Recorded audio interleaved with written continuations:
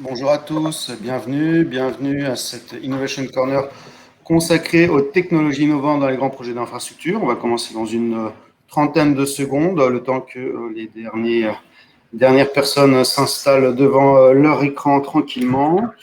On se dit que d'ici 20 secondes, 30 secondes, on débute. À tout de suite.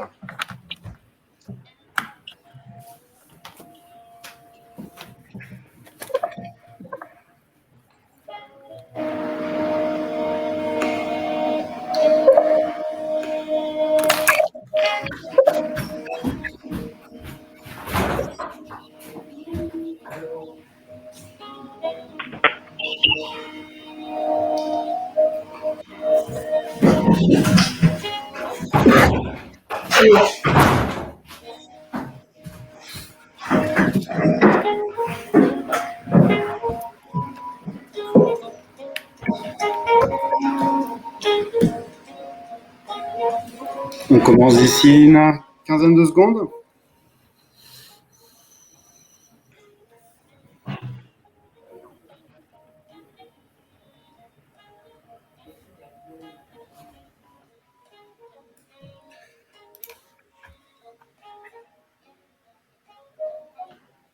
Très bien, bonjour à tous, bienvenue à cette Innovation Corner consacrée aux technologies innovantes dans les grands projets d'infrastructure.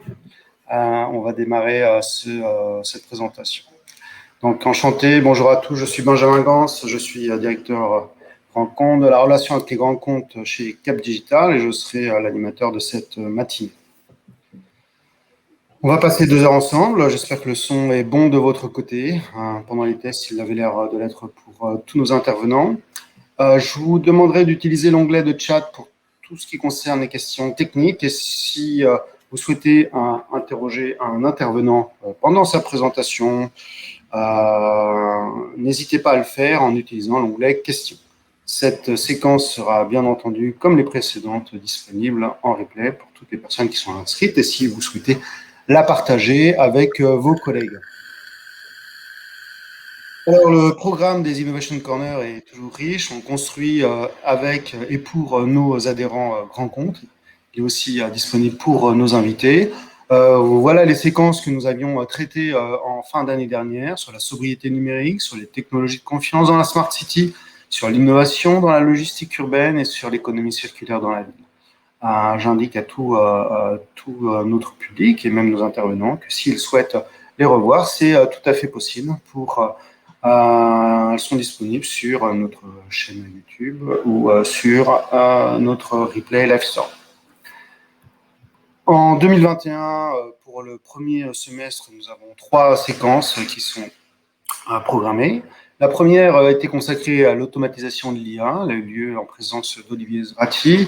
Aujourd'hui, nous sommes réunis pour l'innovation dans les grands projets d'infrastructure. Et la dernière séquence du semestre sera consacrée à l'innovation au bénéfice de l'organisation collaborative. Il aura lieu le 1er juillet 2021.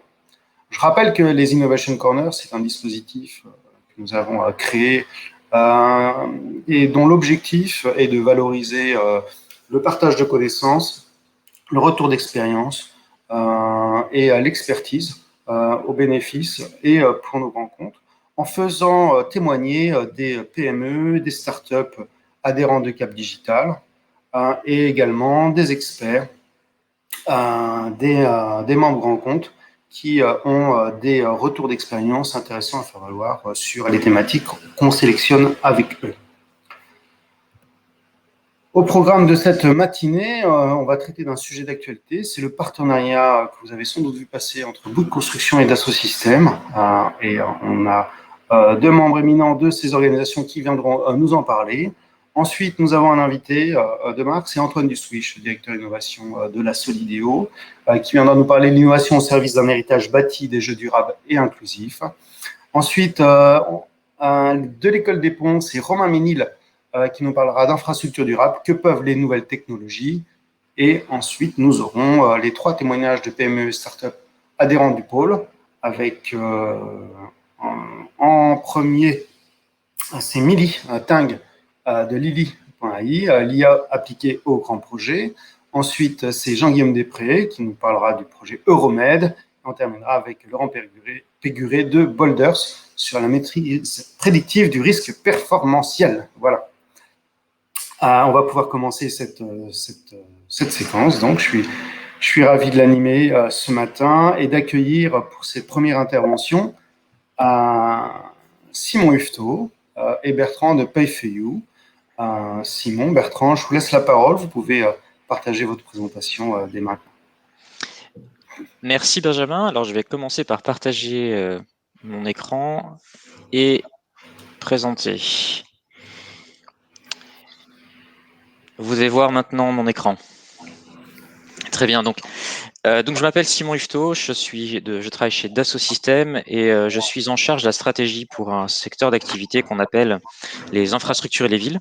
Donc ça comporte évidemment le secteur du bâtiment, mais ça inclut également toute une diversité d'autres organisations, des infrastructures civiles, infrastructures linéaires, les villes, mais également le secteur de l'énergie. Et donc en particulier, aujourd'hui, on va s'intéresser à la partie bâtiment avec Bouygues Construction.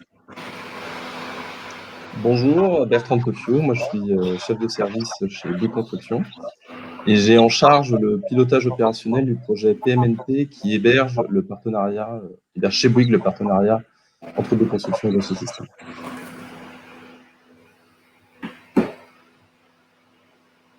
Je vais y aller, Simon. Donc, comme disait Benjamin, vous avez probablement vu passer dans les médias dernièrement que notre projet PMNP avait franchi une nouvelle étape. PMNP, c'est un acronyme pour Plateforme de Management Numérique et Projet. C'est un projet qui a été initié dès 2016 sur un scope qui était un peu plus réduit de gestion de projet. Ça a été suivi en gros 2 années d'expérimentation sur des chantiers de construction. Et cette phase qui a été un peu compliquée était toutefois extrêmement riche d'enseignements pour nous apprendre qu'il fallait élargir le scope à des cas d'usage à plus forte valeur ajoutée, mieux collaborer entre partenaires, et donc on a construit une équipe intégrée, et avoir une approche résolument bottom-up pour être vraiment à l'écoute de nos chantiers. Sur ces bases, un premier contrat avait été mis en place au début du confinement l'année dernière, dans le but de démontrer la valeur, démonstration réussie, puisque, on l'évoque et on le voit en photo, le 14 avril dernier, un contrat de 3 ans a été signé entre Philippe Bonave à gauche et Bernard Charlès à droite, avec une optique de déploiement et de monter au bout de 3 ans à 2500 utilisateurs. Si on peut tourner la slide, Simon. Voilà, super. Notre projet s'articule autour de 3 axes. Un premier axe qui va retrouver un peu le scope original du projet, c'est-à-dire fournir une plateforme collaborative, un environnement de données commun avec une ergonomie optimale à nos utilisateurs afin de supporter nos processus actuels. Et puis un deuxième axe qui va être un axe d'industrialisation, le point fort de notre nouveau scope, afin de montrer que la 3D Experience Platform peut être le catalyseur de notre transformation métier. Et puis un dernier axe qui consiste à travailler autour de la structuration de données, de l'architecture des entreprises, travail nécessaire en vue d'un bon déploiement de nos solutions. Et comme on le voit un peu sur cette image à droite, ces axes ne sont pas indépendants, loin de là, et c'est bien parce qu'on va travailler sur un environnement de données commun qu'on va pouvoir bâtir petit à petit des cas d'usage à forte valeur ajoutée et passer d'une approche document-based à une approche model-based. Et sur la slide suivante, on a ces derniers mois travaillé sur différentes initiatives pour créer des cas d'usage autour de ces axes. En ce qui concerne l'axe 1, évidemment de la gestion de projet à travers des outils de gestion documentaire, des outils de gestion de tâches, de workflow, de planification, mais également de la collaboration autour du BIM via des viewers de maquettes intégrés, via des outils de revue BIM profondément collaboratifs, mais également du lean management qui a rencontré un vif succès sur nos chantiers, au plus près des collaborateurs, on voit l'image. Et côté axe 2, nous avons réalisé le jumeau numérique des équipements d'éclairage public de la ville de la Grande Motte, à côté de Montpellier. Nous avons construit des lignes de produits, notamment celles de chambres étudiantes qu'on a à l'écran, afin d'offrir un maximum de variabilité à nos clients, tout en, de notre côté, standardisant nos études et évidemment rationalisant nos coûts. Et puis enfin, un focus a été mis sur la gestion de l'exécution afin de pouvoir proposer à nos compagnons les plans les plus exécutables et dans une optique de les générer automatiquement. Et je vais laisser Simon détailler peut-être certains de ces cas d'usage. Oui, alors c'est l'occasion de faire un zoom sur certains sujets. Sur le premier axe, comme ça a été évoqué, on a un centrage qui est réellement sur la collaboration. Et le but, c'est autant que possible apporter la valeur de la collaboration digitale au plus près du terrain. Et donc passer à un mode de fonctionnement où l'information est partagée généralement sous forme de papier, comme on voit comme on voit par exemple dans une maison de chantier habituelle sur la gauche, et d'utiliser par exemple ici des grands écrans tactiles qui permettent de manière interactive, par exemple de faire des réunions de suivi ou qui permettent par exemple d'assigner rapidement les tâches. Donc là, c'est un exemple de ce qui a été mis en place sur un chantier à Pantin. Très rapidement, en une quinzaine de jours, on est passé d'un écran à 2 écrans. Et puis réellement, on a eu une vraie dynamique finalement d'utilisation. Et l'objectif, c'est pas uniquement finalement de faire cette digitalisation au plus près du terrain, c'est bien aussi d'inclure le terrain dans la chaîne générale du projet. Et l'intérêt, c'est que par exemple pour ce qui est de cet outil-là, c'est qu'il va être effectivement connecté au reste de la plateforme et donc au reste de l'entreprise. Donc on est sur cet axe 1, réellement dans un axe de collaboration qui vise à finalement apporter le digital dans la dynamique collaborative de l'entreprise. Et c'est la continuité des actions que de Système et Bouygues avaient enclenchées jusqu'à présent. Dans l'axe 2, il y a quelque chose qui est probablement plus profond et qui est d'essayer d'aller dans une transformation profonde de l'industrie que l'on observe, avec cette notion qui est d'essayer de faire apparaître des lignes produits. Alors, pour vraiment un objectif de standardiser ce qui ne se voit pas, mais d'embellir ce qui se voit. Alors, j'ai une petite coquille sur mon transparent, c'est pas un EHPAD, c'est une chambre étudiante, mais je pense que vous l'aviez deviné avec la décoration. Donc là, en l'occurrence, l'idée quelle est-elle? C'est de construire une chambre qui est hautement paramétrable, que l'on puisse finalement, avec un certain nombre de paramètres configurés, comme la superficie, souhaite-t-on une kitchenette ou non, et ensuite, dans le même modèle, d'avoir à la fois la vue finalement, on va dire, architecturale, mais également avoir une vue extrêmement détaillée qui correspond à un niveau de détail utile pour la construction, mais en fait utile également pour la préfabrication. Et donc, on voit bien ici qu'on est dans une réflexion qui est autour de l'industrialisation, en apportant une gamme produit qui est utilisable depuis des phases initiales de conception jusqu'à des phases finales d'assemblage sur site. Et la continuité qui est apportée par la plateforme entre une vue qui est une vue conceptuelle et une vue qui est une vue hautement détaillée, utilisable en phase de fabrication et d'assemblage sur site, c'est l'objectif effectivement de cet axe 2. Donc, l'intérêt de cette démarche axe 1, axe 2, mais également axe 3 qui porte effectivement sur la mise en place le déploiement du plateforme de l'architecture d'entreprise, c'est bien effectivement d'aller au-delà du BIM. L'observation qu'on a pu en faire, et c'est quelque chose qui est partagé conjointement, c'est qu'on est dans un écosystème de la construction qui est fragmenté, qui est multi-échelle, qui est fondamentalement local, et avec des responsabilités entre les parties prenantes qui peuvent être très mélangées. Et on a aujourd'hui un écosystème qui est dans un paradigme où finalement chaque acteur demande à digitaliser les échanges, à travailler sur l'interopérabilité, à fédérer des données ou à automatiser des processus. Ce qui est louable, mais ce qui ne conduit pas en fait, ce qui conduit simplement à faire une amélioration une digitalisation des processus existants, mais qui ne conduit pas en fait à revoir en fait ces processus. Et là où il y a un besoin de changer d'approche, c'est que par les enjeux environnementaux, on voit des nouveaux paradigmes et des modes constructifs apparaître, notamment, comme on l'évoquait, l'industrialisation, qui permet de répondre à certains de ces enjeux environnementaux, mais qui induisent finalement des transformations de chaînes de valeur qui vont au-delà du niveau de préparation actuel de l'écosystème. Et l'objectif de cette combinaison axe 1, axe 2 et également axe 3, c'est bien effectivement de travailler au changement de ces chaînes de valeur en travaillant avec Bouygues, un membre éminent de la chaîne de valeur évidemment, et également d'utiliser le digital comme un catalyseur de cette transformation. Et c'est évidemment l'ambition que l'on a conjointement avec Bouygues, qui est de faire émerger cette transformation des chaînes de valeur de la construction dans l'écosystème, en particulier dans l'écosystème français. Alors évidemment, ce sera le mot conclusif. Dans cette relation, il y a la technologie, il y a la vision que l'on partage, mais je pense qu'il y a aussi des hommes, et comme l'a évoqué Bertrand tout à l'heure, je pense que dans la réalisation du projet, il y a un élément qui est aussi central, c'est la dimension plateau, la dimension équipe intégrée, et qui, je pense, change énormément aussi la donne dans la démarche de travail, et ce qui permet effectivement, depuis nos PDG respectifs, qui partagent effectivement la vision de transformation jusque à nous-mêmes sur le terrain et aux équipes sur le terrain, de travailler ensemble et de réellement comprendre les objectifs des uns et des autres pour réellement réussir cette transformation numérique dans le secteur de la construction. Merci à tous.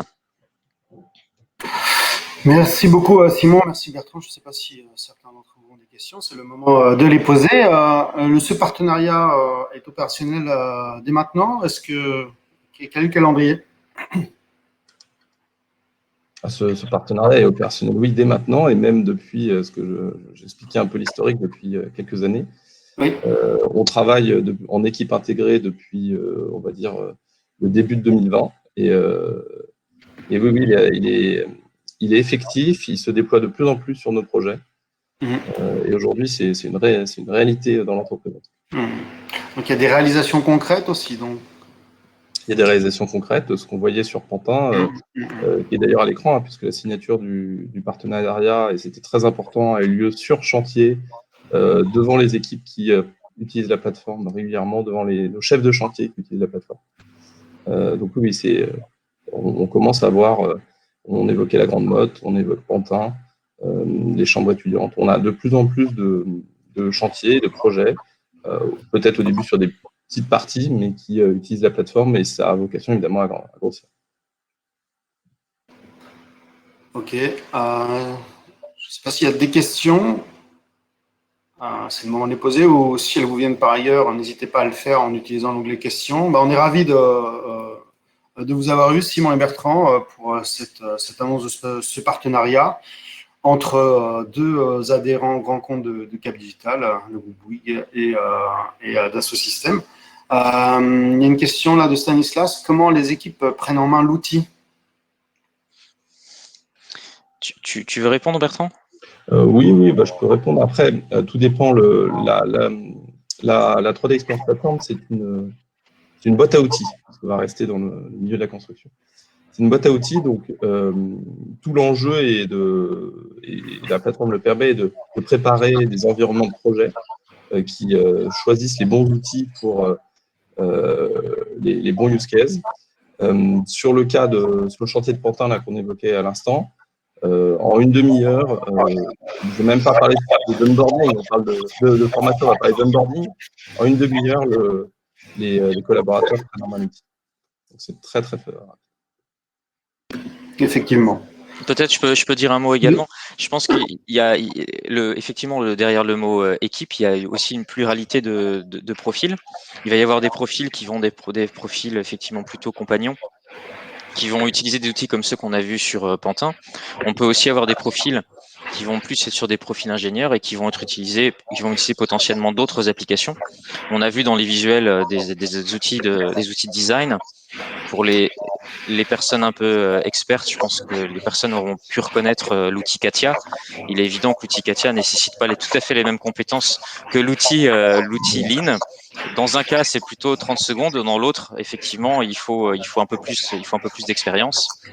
Mais globalement, je pense que la prise en main de l'outil, c'est précisément un élément qui est, je pense, ça fait beaucoup de progrès durant les dernières années et qui nous permettent justement d'aborder des chantiers comme Pantin avec plus de sérénité. Super, merci beaucoup Simon, merci Bertrand. Je vais vous sortir de scène maintenant. Je vais laisser la place à Antoine Dusswish, directeur de l'innovation de la Solideo. C'est notre invité. Bonjour Antoine. Au revoir Simon, au revoir Bertrand. Merci. Merci. Antoine, merci d'avoir accepté notre invitation à venir à présenter votre stratégie innovation dans le cadre du grand projet qui est celui des ouvrages des Jeux Olympiques. Je vous laisse la parole.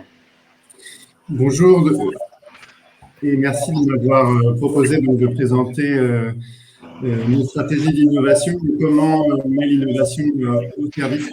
Benjamin, peut-être que vous pouvez couper le micro parce que Oui, pardon. Merci. Donc, comment nous mettons l'innovation au service de l'héritage des Jeux?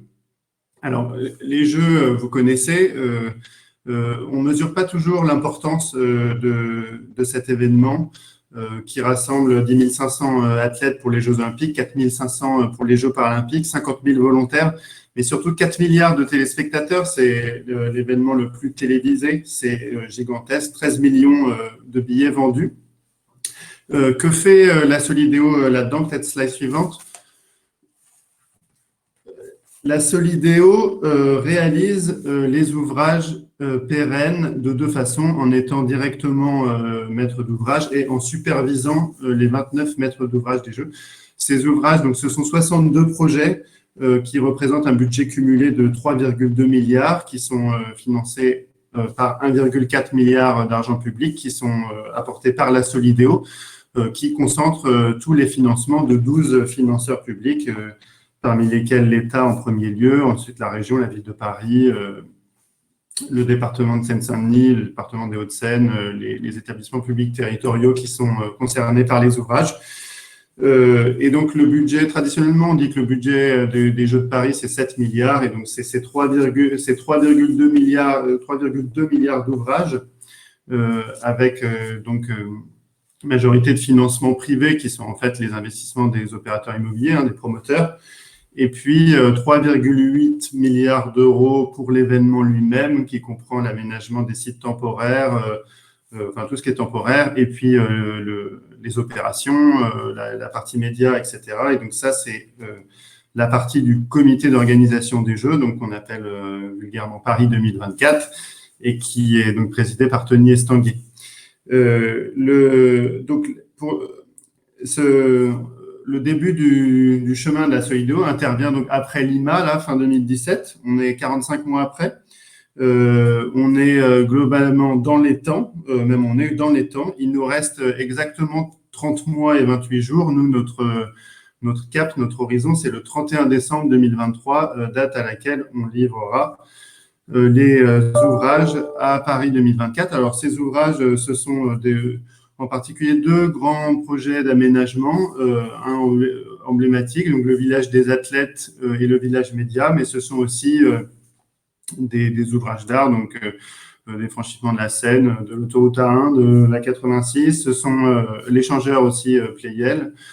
Ce sont évidemment des équipements sportifs. Les plus emblématiques sont le centre aquatique olympique à Saint-Denis et puis la nouvelle aréna parisienne, Porte de la Chapelle, donc respectivement sous maîtrise d'ouvrage de la métropole du Grand Paris et de la ville de Paris.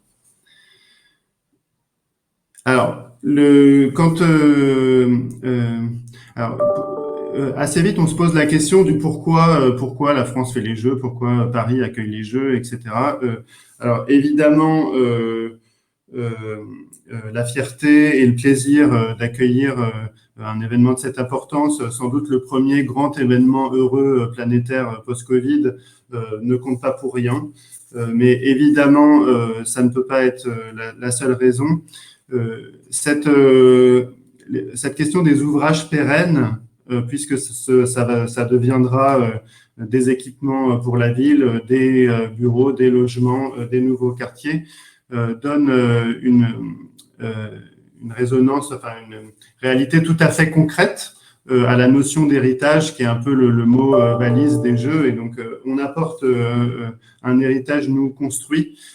Évidemment, cet héritage ne peut pas être le même qu'il y a 10 ans, et a fortiori même avant 2015 et les accords de Paris. C'est bien, ces héritages doivent être un signal et montrer une transition importante l'acte de construire, dans pourquoi on construit, comment on construit. Évidemment, la question du carbone est centrale, mais elle n'est pas unique. Et on a essayé au départ de la Solidéo, à travers un questionnement un peu 360, de se poser la question de poser au regard des grandes transitions de la ville, quels devaient être nos objectifs, notre cible pour l'ensemble des ouvrages de la Solidéo. Et donc, c'est la question de la ville post-carbone. Donc, 2030, vous savez, c'est le mid-terme là, de la stratégie nationale bas carbone qui vise la neutralité en 2050 et qui comprend la division par 4 des émissions carbone pour la ville. 2030, c'est la division par 2. Donc, disons que sur ce sujet-là, on avait un objectif tout fait, mais évidemment qui s'accompagne d'autres. Donc, la question de l'adaptation au changement climatique et de la résilience. Le sujet ville et biodiversité qui est majeur. On ne peut pas imaginer que le développement urbain extrêmement important qui est attendu à l'échelle de la planète s'accompagne de la poursuite ou de l'amplification de l'extinction des espèces. Évidemment, en plus et à côté, enfin disons en lien directement avec la question du carbone, il y a la question de la matière, de l'économie circulaire, de la sobriété aussi. Et puis la question des usages que j'ai illustré de façon évidemment par le vieillissement de la population, évidemment aussi par le fait qu'on doit et on essaye évidemment d'intégrer à la ville et de donner un maximum d'autonomie à toutes les personnes, et donc quelle que soit leur situation de handicap, de vieillesse, etc. Pour la Solidéo, l'ensemble de ces questions se structure autour de 3 grandes ambitions, excellence environnementale, accessibilité universelle et inclusion sociale, qui ont fait chacune l'objet d'une stratégie arrêtée avec des objectifs chiffrés et engageants, à la fois pour nous-mêmes et puis pour l'ensemble des maîtres d'ouvrage qui réalisent des ouvrages, puisque à travers les conventions d'objectifs qu'on signe avec eux et qui permettent, qui sont le support du financement, l'ensemble de ces objectifs sont contractualisés. Et donc, c'est l'excellence environnementale avec 3 piliers, le bas carbone, l'adaptation, la résilience et puis la biodiversité. Évidemment pas exclusif d'autres sujets, hein, c'est une tête de chapitre, on en profite pour mettre beaucoup de choses dedans, par exemple la qualité de l'air, etc. L'accessibilité universelle, alors c'est la généralisation de la conception universelle, c'est-à-dire la conception par les usages et pour tout le monde. C'est une réflexion autour de la ville active, donc souvent on parle de design actif, comment la ville fait bouger, maintient en bonne santé. C'est aussi une ville qui devient multisensorielle, puisque si elle donne de l'autonomie, si elle s'adresse à tout le monde, elle s'adresse aussi aux gens qui sont privés de sens. Et pour les personnes en général, le fait d'avoir des sens multiples qui sont impliqués dans l'expérience urbaine, c'est aussi un gage de qualité de l'expérience urbaine, tout simplement, et de plaisir. Et puis, le dernier volet est plus autour de comment on fait, et avec des grandes questions qui nous sont posées, auxquelles on a apporté des réponses. Comment l'ensemble du monde économique participe à ce projet, et donc évidemment les grands groupes, mais aussi les TPE, PME, les structures de l'économie sociale et solidaire. Eh bien, 25% des chiffres d'affaires des jeux est réservé aux TPE, aux PME et aux structures de l'économie sociale et solidaire. Comment ces chantiers sont l'occasion pour des personnes éloignées de l'emploi ou en lancement, disons, d'obtenir un emploi, d'amorcer un parcours professionnel. Eh bien, 10% des heures travaillées sont consacrées à cela. Comment ces chantiers deviennent socialement exemplaires? Alors, ils sont... tous les chantiers, tous les ouvrages Solidéo, donc les 62, là, sont en BIM. Et nous-mêmes, on collecte les BIM pour réaliser des grandes maquettes, notamment une grande maquette du village des athlètes qui sera à sa livraison, là, la plus grande maquette d'Europe. Alors, pas la maquette BIM du plus grand projet d'Europe, mais comme on réalise tout d'un seul coup, en fait, ça fait qu'à l'instant T, c'est bien le cas. Et donc, il y a évidemment des sujets d'innovation adossés à cette ambition de chantier exemplaire. Je fais un petit zoom sur l'environnement. Avant de parler d'ambition, d'innovation, ce cadre d'ambition, évidemment, nous oblige à bien faire. L'innovation ne peut pas être du greenwashing et une réponse un peu externalisée et bling-bling au problème. Il s'agit bien d'abord de poser les enjeux, de mesurer et de construire des cadres d'engagement, et pour nous contractuels avec les maîtres d'ouvrage, ensuite les entreprises, qui fassent en sorte que ces objectifs-là soient tenus de façon crédible. Et donc, on a, je pense, été assez pushy sur les questions de cahier des charges, mais en même temps avec un travail fort de notre côté pour garantir le réalisme et la faisabilité de ce qu'on demandait.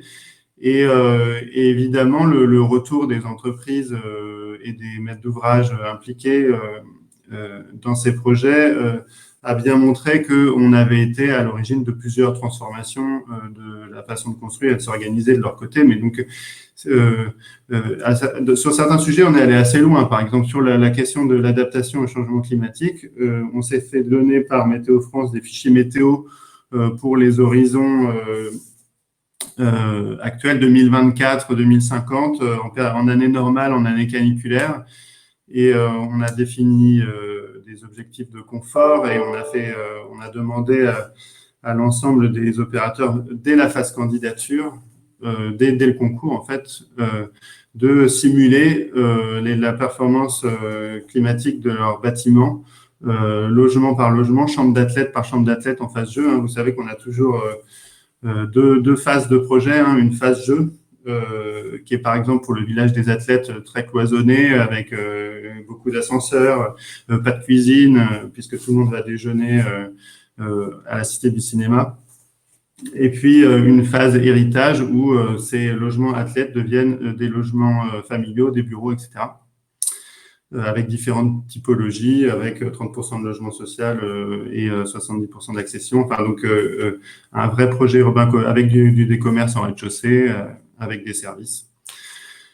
Et donc, il y a bien toujours ces deux horizons de temps à tester. Et donc, la neutralité carbone, la résilience, la biodiversité. Et donc, au-delà de ces champs de prescription, atteindre ces objectifs, inventer la ville de demain, c'est évidemment innover. Et donc, sur tous ces sujets, ont émergé, soit par les projets eux-mêmes, soit à notre initiative, des sujets d'innovation autour de la massification de la construction bois, sur les bétons bas carbone, sur la construction additive et l'impression 3D. C'est notamment le franchissement du canal Saint-Denis réalisé par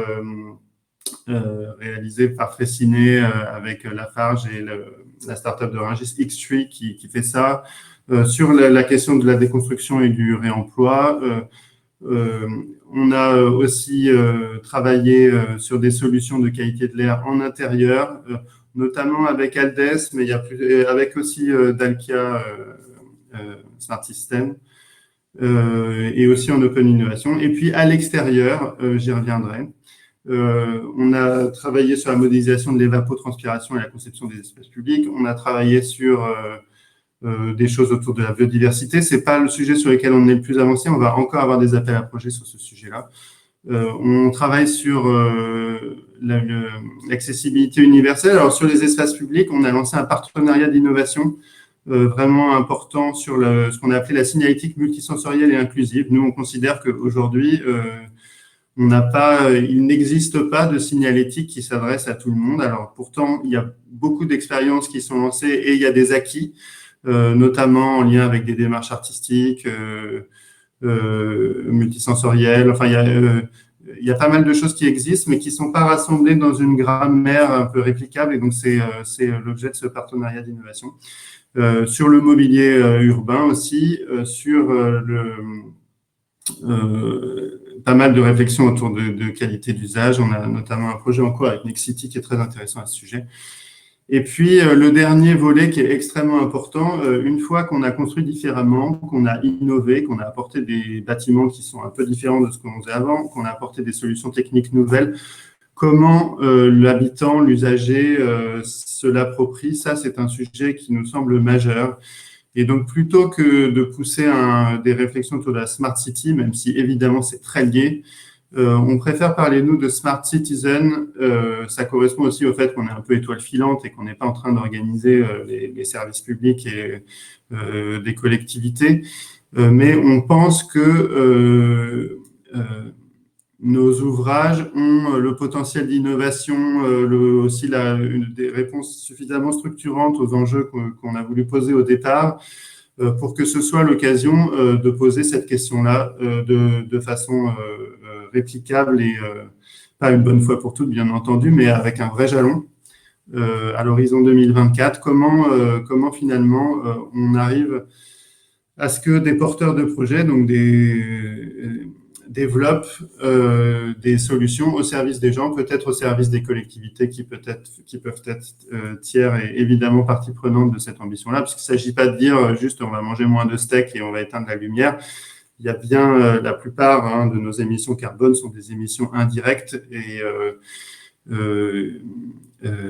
et finalement reviennent à... Enfin, les premiers émetteurs, ce sont les pourvoyeurs de services et de produits qui nous sont apportés, pas directement de consommation. Donc, c'est bien ces systèmes, cette nouvelle ville qui doit permettre à l'ensemble de la chaîne prestataire de services industriels et puis, évidemment, citoyens, de faire des choses différentes. Antoine, je vous demanderais, on arrive un peu au terme du temps qui vous est imparti. Je vous demanderai, je vais passer les slides, mais je vous demanderai un tout petit peu plus vite, s'il vous plaît. D'accord, et donc ça va aller vite pour la fin. Et donc, simplement, on voit qu'on innove à deux niveaux. Ça se traduisait dans mes précédents mots. Donc, à la fois pour des enjeux de massification, de passage à l'échelle des meilleures pratiques, le fait de s'être positionné légèrement en avance de phase par rapport à la construction classique nous amène à beaucoup travailler avec le CSTB, avec les assureurs, avec l'agence qualité construction et avec les entreprises et les opérateurs pour faire avancer les normes. On a notamment de façon très pratique produit des guides sur les façades d'ossature bois, mais on fera bientôt la liste de toutes les ATEX et de tous les guides et autres solutions réplicables qu'on a fait avancer et c'est tout à fait important, notamment sur la question de la construction bas carbone. Et puis, on essaye de pousser à travers notre commande publique directement et à travers des financements qu'on apporte, des innovations davantage de rupture. Alors oui, vous n'entendez rien sur la mobilité, mais j'y reviendrai, je répondrai aux questions ensuite. On passe slide suivante. Et effectivement, on a mis des fonds, en particulier 36 millions d'euros qu'on a dégagés de l'enveloppe générale d'1,4 milliard, qui sont apportés aux maîtres d'ouvrage, y compris nous-mêmes, lorsque on a recours à l'innovation pour répondre aux enjeux que j'évoquais. Et on fait ça avec un comité d'innovation qui rassemble des experts et qui évalue à la fois la pertinence, la fiabilité des solutions qui sont proposées, leur caractère innovant et leur réplicabilité. Et donc, voilà, tous les mois, 2 mois, on examine un certain nombre de dossiers et on a financé, par exemple, la métropole et donc indirectement Bouygues pour la toiture du centre aquatique olympique, qui est la plus grande catène en bois, donc structure en bois concave avec la plus grande portée du monde. Donc il y a pas mal d'innovations fortes qui jalonnent ces ouvrages olympiques et auxquels on participe à leur financement à travers ce fonds. Et évidemment, on est présent, on répond à des appels à projets européens, on va répondre aux appels à projets aussi du PIA, et donc et on est tout à fait ouvert à des propositions d'acteurs privés qui sont eux-mêmes porteurs de projets voilà, on est ouvert à la rencontre. Et je pense qu'on a beaucoup dit, mais je le redis. Notre terrain de jeu privilégié, c'est le village des athlètes. C'est notre plus grand chantier. C'est plus d'1 milliard de travaux à lui tout seul. Ça va être le plus grand chantier d'Europe. 4000 compagnons, 40 grues monocytes, je veux dire, pendant les prochaines années. Donc là, on est vraiment sur la rampe de lancement et on va atteindre le pic en termes d'activité dès le début 2022. On a déjà des bilans et on a déjà un peu communiqué sur nos résultats, en particulier sur la question du réemploi et du recyclage. Et donc voilà, le message là, c'est que on monitore et on chiffre tout ce qu'on fait et on gardera pour les filières. Enfin, on sera capable de montrer les acquis de la construction de ces ouvrages olympiques. Sur la question du bâtiment, on a plusieurs innovations en cours. Là, j'en montrais deux. Un bâtiment cycle qui est réalisé par ICAD et qui sera démonstrateur de métabolisme territorial, et il recyclera complètement son eau, et pas simplement en la filtrant avec des grands filtres, en triant les urines, en triant les matières fécales, en valorisant, en assurant le retour vers l'agriculture, puis avec des systèmes de compost, d'implication aussi des gens, avec un rez-de-chaussée qui a une forme de ressourcerie augmentée, là, qui s'appelle Ecolab, qui apportera des services aux personnes pour les accompagner dans leur transition environnementale, évidemment qui ne s'adressera pas qu'aux gens de l'immeuble. Avec Nexity et Phage, et puis donc EDF qui est leur partenaire, pas mal d'innovations servicielles autour de l'énergie, autour de la qualité de l'air, avec notamment l'idée qu'on peut dans le tertiaire mettre en place des opérateurs de qualité de l'air qui s'engagent sur la performance, comme ferait un titulaire d'un marché pour l'énergie, de contrat de performance énergétique. On s'assure que les grands groupes avec lesquels on contractualise souvent, puisqu'on a des grands marchés de conception-réalisation, des concessions, aussi des marchés avec des opérateurs immobiliers importants, donc qui ont des entreprises générales qui sont souvent Bouygues, Vinci et Phage. On s'assure vraiment de l'association des TPE-PME, des structures de l'ESS, mais aussi des startups, et on organise pas mal d'événements. Le prochain sera début en octobre, commun avec Paris 2024, mais voilà, on s'associe beaucoup à beaucoup d'initiatives portées par les pôles de compétitivité, mais par plein de gens pour créer les liens entre ces grands opérateurs et des porteurs de solutions. Nous-mêmes, on a eu recours à la commande publique de façon large, avec des partenariats d'innovation, des dialogues compétitifs, des procédures négociées très larges et très ouvertes, de façon à permettre à des startups, à des porteurs de solutions innovantes de travailler avec nous, et un peu dans une logique de co-conception. Et c'est voilà, sur l'ensemble des sujets qui sont évoqués là. Bien entendu, c'est un sujet d'héritage, un sujet enfin important. J'avais un peu développé au début de mon exposé, mais à la fois pour les collectivités en héritage, à la fois pour la France, à la fois pour les filières qui sont impliquées avec nous dans ce projet. On a pas mal travaillé avec le Conseil national de l'industrie et plusieurs filières dans ce sens. Les Jeux doivent être un terrain d'innovation et l'occasion de bien faire, d'avancer, mais aussi de briller en 2024 et de se mettre en capacité de montrer au monde notre savoir-faire. Merci beaucoup Antoine pour cette présentation très exhaustive sur votre stratégie. On voit que c'est un projet de grande ampleur dans lequel vous réussissez à intégrer les acteurs innovants avec votre démarche. Donc ça, c'est vraiment remarquable. Je note juste deux choses, c'est que voilà, vous avez dépassé un peu le temps qui vous était imparti. Je vous demanderai de répondre en utilisant l'onglet de chat et l'onglet questions, où des questions vous ont été posées par John Tanguy, notamment sur les achats, par Luc Janson sur la mobilité, Et voilà, vous aussi, vous pouviez, s'il vous plaît, répondre en utilisant les onglets chat et questions où vous ont été posées ces interrogations. Merci beaucoup, Antoine, de votre intervention. Je vais faire monter sur scène Romain maintenant. Voilà. Bonjour, Romain. Au revoir, Antoine. Merci de votre présentation. Au revoir. Romain, je te laisse te présenter et démarrer ta présentation. Oui, tout à fait. Merci.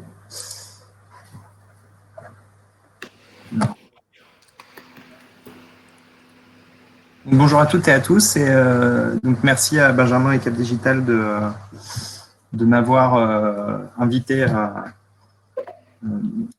partager un peu un point de vue d'un académique autour de ces questions-là. Donc moi, je vais être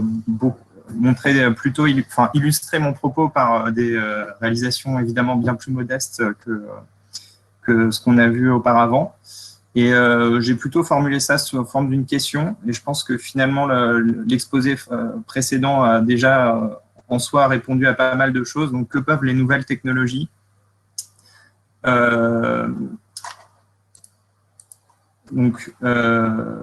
oui, alors pardon. Du coup, j'ai pas fait la partie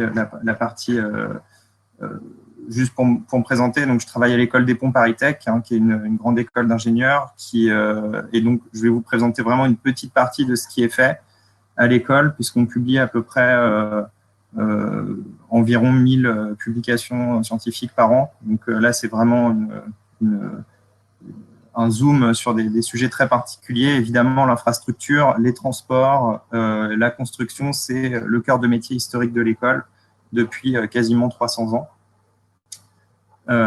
Et je voulais commencer puisque je vais vous montrer après des réalisations vraiment axées sur la technique, qu'en fait, la technique ne peut pas tout. Ça a été un peu quand même dit dans la présentation précédente, c'est que le maître d'ouvrage a vraiment un rôle à jouer et en gros, le bon sens ne peut pas être remplacé par les technologies.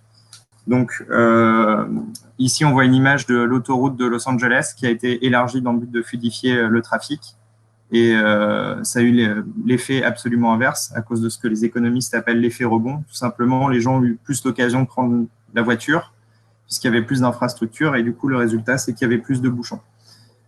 Donc finalement, on a une réponse technique à un problème où il fallait peut-être des solutions d'un ordre différent. Donc moi, j'aime assez cette citation de Cédric Price, et c'était juste pour rappeler que finalement, ce que je vais vous montrer, il faut garder en tête le rôle du maître d'ouvrage, mais là, encore une fois, ça a été bien montré dans la présentation précédente.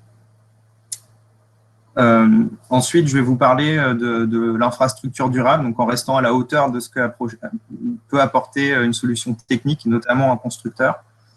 Dans la durabilité, il y a deux choses. Il y a la notion de maintenance des infrastructures, qui est essentiellement le problème des pays développés, comme la France. Je pense qu'on ne construira plus de grands ponts comme le viaduc de Millau. Par contre, on a un âge moyen des ponts en France qui est de 70 à 80 ans. La deuxième chose, c'est comment on va construire de façon plus efficace des infrastructures, notamment dans les pays en développement qui, eux, ont vocation à s'appuyer sur leur infrastructure pour développer leur économie.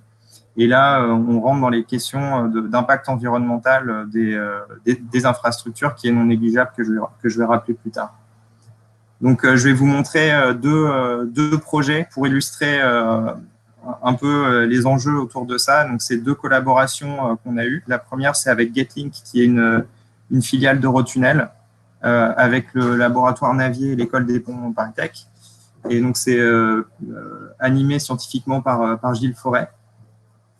Donc, je pense que le besoin de maintenir les infrastructures, ça paraissait peut-être assez abstrait pour le grand public jusqu'à il y a quelques années. Et depuis l'effondrement du pont Morandi à Gênes, on s'est rendu compte que même dans des pays développés, très développés, dans une des régions les plus riches d'Italie, on avait des problématiques de maintenance des infrastructures et d'accidents qui coûtent la vie à plusieurs dizaines de personnes. Donc maintenant, le constat est relativement bien partagé.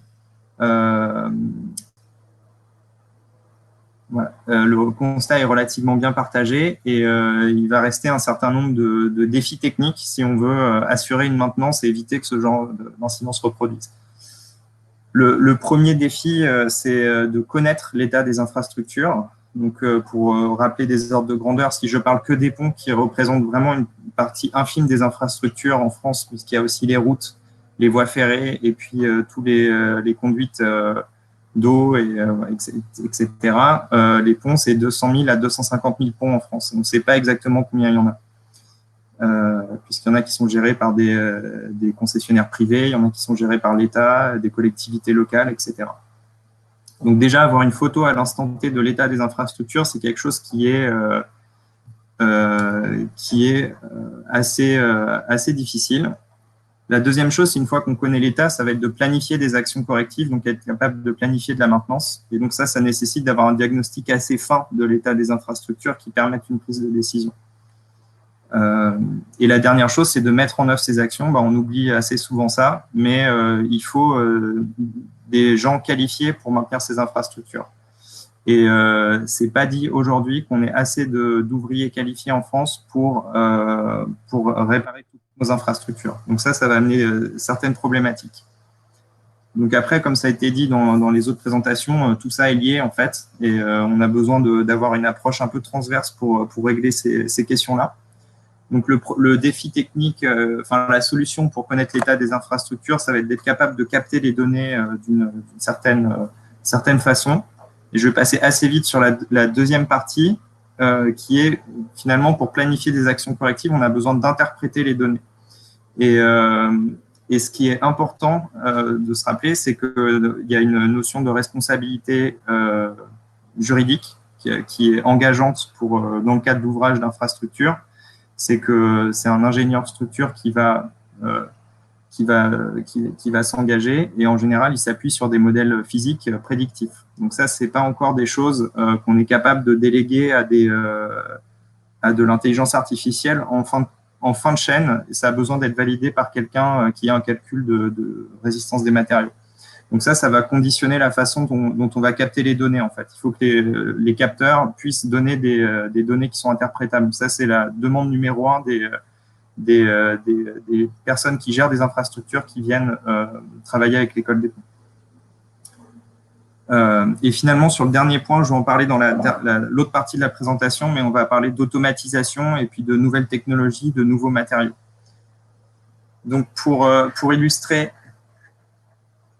mon propos, je vais juste vous montrer ce qui est fait avec Eurotunnel, donc le plus grand tunnel sous-marin au monde. Et ici, on a une problématique de maintenance des blochers, donc qui sont une sorte de sabots sur lesquels on va mettre des rails. Et donc, si ces blochers se fissurent, on peut avoir du vieillissement prématuré des rails, éventuellement des accidents. C'est jamais arrivé parce que c'est justement maintenu en continu. La façon dont c'était monitoré auparavant, c'était des images qui étaient prises. Et le problème de ça, c'est que comme les blochers sont posés par terre, on ne voit pas s'il y a des fissures sur le sol. Et en fait, il s'avère que ça a plutôt tendance à fissurer sur le sol.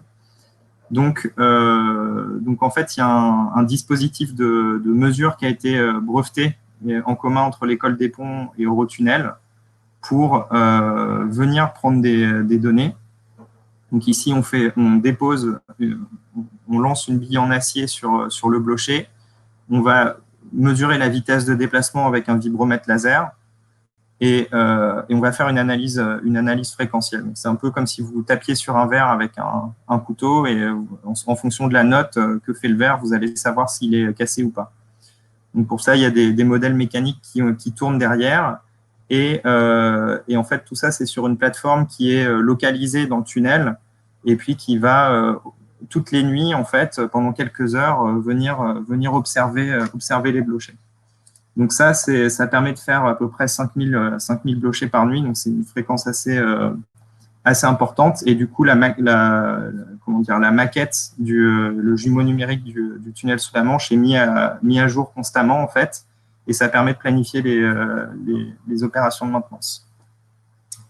Donc voilà, le message, c'est qu'au final, ce qui était important, c'était d'être capable d'interpréter la donnée sachant qu'en fait, c'est engageant d'un point de vue juridique quand on parle d'infrastructure type infrastructure de transport, en fait. Et la deuxième chose que je voulais vous montrer, c'était comment on va construire du neuf. Il était plutôt comment on va construire des nouvelles infrastructures. Et ça, c'était c'est une thèse cifre en commun entre l'école des ponts, encore, la plateforme building que j'anime, et puis ISC, qui est une filiale de Vinci Construction. Le constat, je pense qu'on le connaît tous maintenant, mais c'est juste pour rappeler les ordres de grandeur, c'est qu'il y a un matériau dont on est globalement dépendant, qu'on ne sait pas remplacer dans l'échelle où il est utilisé, c'est le béton armé. On en consomme à peu près 6 milliards de mètres cubes par an, ce qui représente la production du ciment, représente à peu près 7% des émissions de gaz à effet de serre. Donc c'est à peu près 10 fois notre consommation de métaux et 30 fois notre consommation de plastique, pour vous donner un ordre de grandeur.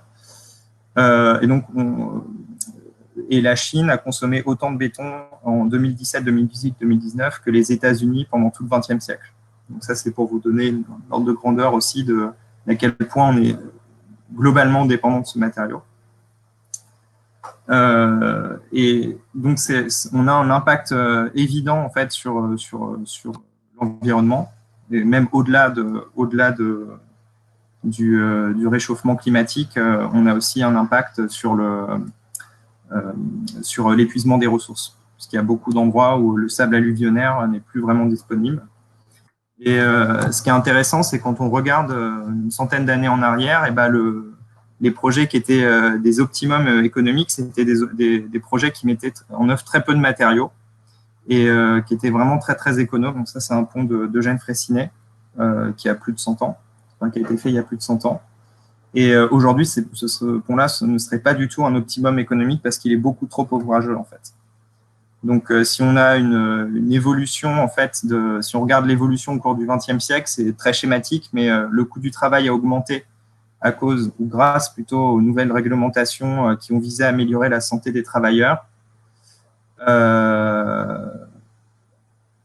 Et l'autre chose, c'est que le coût des matériaux a continué à diminuer grâce aux innovations technologiques. Et seulement, ce qu'on ne prend pas en compte, c'est le coût environnemental du matériau, qui est complètement caché ici. Donc, finalement, ce qu'on pense, c'est qu'au cours du XXIe siècle, ça va se rééquilibrer, le matériau va redevenir plus cher et il faudra bien refaire des choses de façon un peu plus intelligente. Et je continue sur le bâtiment, le béton est peut-être remplaçable, mais sur les infrastructures comme les tunnels, les ponts, les fondations et ces choses-là, on ne sait pas encore le remplacer. Du coup, le principe étant de diminuer la quantité de matériaux en faisant des choses un peu plus fines, on va essayer, nous, de s'appuyer sur une main-d'œuvre dont le coût baisse continuellement, c'est les robots industriels.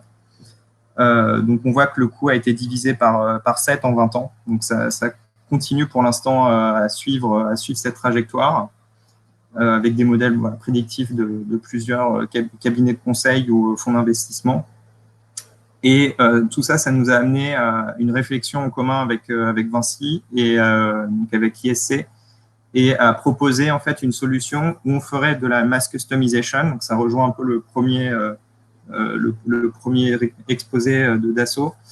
Donc, on a une chaîne numérique complète. On fait de l'optimisation de structure et on va la mettre en œuvre par de la fabrication additive. Donc, en l'occurrence, on fait de la fabrication additive à base d'argile. Donc là, vous avez quelques exemples de structures qui sont optimisées. Donc, on prend les codes de calcul et on va optimiser vis-à-vis des codes de calcul. Et donc, le gain de masse moyen qu'on peut avoir sur ces éléments fléchis, c'est à peu près 40%. Donc, sur des poutres qui pourraient servir de tablier de pont, par exemple. Donc, on a fait des premiers prototypes avec de l'impression béton. Donc, l'idée étant de faire des coffrages sur mesure et de mettre le béton juste là où il a besoin d'être. Et ensuite, on a dérivé sur plutôt de l'impression d'argile. Et donc là, vous voyez en version accélérée nos premières expérimentations.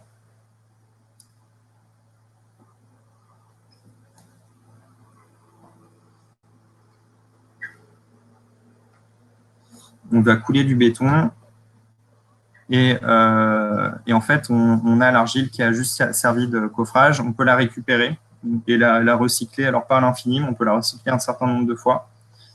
Et on a une poutre qui est à peu près, ici, 30% plus légère que la poutre pleine. Elle a la même résistance. Donc, on a fait plusieurs essais sur 6 poutres. Et les résultats sont vraiment très bons. Et pour le bilan carbone, on a fait une analyse de cycle de vie complète, y compris l'analyse de cycle de vie de la cellule robotique. Et on trouve un gain de 21%. On voit que le matériau se taille quand même la part du lion dans cet impact sur le réchauffement climatique, avec ici un scénario où on vient préfabriquer en partie, donc la part du transport augmente un peu. Donc ça, ça fait partie des prochaines pistes de faire des usines mobiles, ce qui nécessite notamment des technologies comme la 5G, par exemple. Donc, pour conclure, on a un grand nombre de champs de compétences qui sont nécessaires pour arriver à appliquer ces solutions sur des infrastructures, à la fois pour la maintenance et puis pour le neuf. Et c'est pour ça qu'on a créé une cellule de co-innovation à l'École des Ponts. Et c'est aussi dans cet esprit qu'on avait lancé un projet de recherche collaborative sur le site de Marne-la-Vallée, en commun avec d'autres institutions comme l'Université Gustave Eiffel, le CSTB et d'autres entreprises. Et ça conclut ma présentation. Je vous remercie pour votre Merci attention. Romain, c'était vraiment très intéressant de voir ces cas pratiques que tu as évoqués. J'ai une question qui rejoint un peu celle posée par John Tanguy sur les bétons très bas carbone qui ont tendance à renchérir le coût du projet. On comprend que l'enjeu, c'est un peu le remplacement du béton ou l'hybridation du béton dans le domaine de la construction. Quand tu évoques ces chiffres astronomiques, 7% d'émissions des gaz à effet de serre, 6 milliards de tonnes, c'est vraiment... on n'imaginait pas tel niveau. Donc, tu confirmes, c'est un peu cet enjeu-là, ce remplacement du béton, cette hybridation de ce matériau. Alors, moi, je pense qu'il y a 2 enjeux. Alors, il y a le remplacement, mais sur les bétons bas carbone, il y a un groupe de travail actuel pour savoir comment on prend les impacts, puisqu'on s'est fait notamment avec des déchets issus d'autres industries. Donc, notamment les laitiers de hauts fourneaux et les fly ash, enfin, les cendres volantes, ces choses-là. Donc, pour rappeler les ordres de grandeur, on consomme 10 fois plus de béton qu'on consomme de métal. Donc, on ne pourra pas faire tous les projets du monde avec du béton bas carbone. Donc, globalement, il faut aussi arriver à mettre moins de matériaux. Donc, ça c'est assez obligatoire. Ça veut peut-être dire construire moins de projets et faire éviter, par exemple, le projet que je montrais à Los Angeles où on élargit une route et au final, ça résout pas le problème des bouchons. Ça, je pense que c'est plutôt aux planificateurs et puis aux gens qui font des études d'impact d'essayer d'estimer ça. Et ensuite, effectivement, on travaille sur les bétons bas carbone, sur les géopolymères aussi, qui sont des alternatives au clinker. Mais finalement, il reste important d'arriver à diminuer la quantité de matériaux. Nous ce qu'on observe, c'est que sur la majorité des ouvrages, on peut diminuer de 50 à 60% la quantité de matériaux utilisés. Donc, sur les fondations, sur ces choses-là. Donc, voilà. Donc ça va venir. Ça va venir. Et il faut voir si le coût du matériau représente finalement assez peu dans le coût du projet actuellement. Dans un bâtiment, c'est peut-être 30% du coût d'un bâtiment et 70% c'est de la main-d'œuvre. Donc la question de l'automatisation, de l'industrialisation qui a été aussi évoquée dans la présentation de Bouygues et de Dassault, elle peut permettre d'équilibrer l'équation en fait, en automatisant certaines parties pour lesquelles de toute façon on n'a plus de main-d'œuvre en France. On est quand même en tension aussi sur le marché de l'emploi, oui, tout à fait. sur les compagnons, etc. Sur le Grand Paris, on importe de la main-d'œuvre déjà des autres régions pour ce projet. et puis maintenant de l'étranger aussi, en fait. Donc ça, je pense qu'il faut aussi avoir ça en compte à l'esprit, en tout cas, c'est que quand on regarde un projet de bâtiment ou d'infrastructure, 70% du coût, c'est de la main-d'œuvre. Oui. Merci beaucoup, Romain.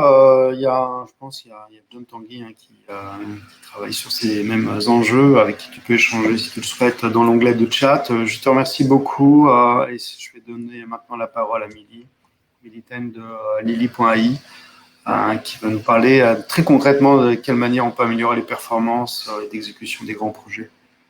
Merci Romain et à bientôt. Bonjour Milly, bienvenue et je te laisse la main. Bonjour tout le monde. Merci beaucoup Romain, c'était une super présentation.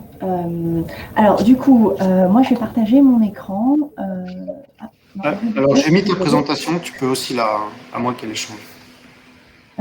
Ouais, c'est mieux si jamais je la présente directement. Hop. Ok. N'oubliez pas. Tac, tac, c'est bon. Oui, donc bonjour, moi je m'appelle Milly Ting, je suis la CEO de Lily.ai.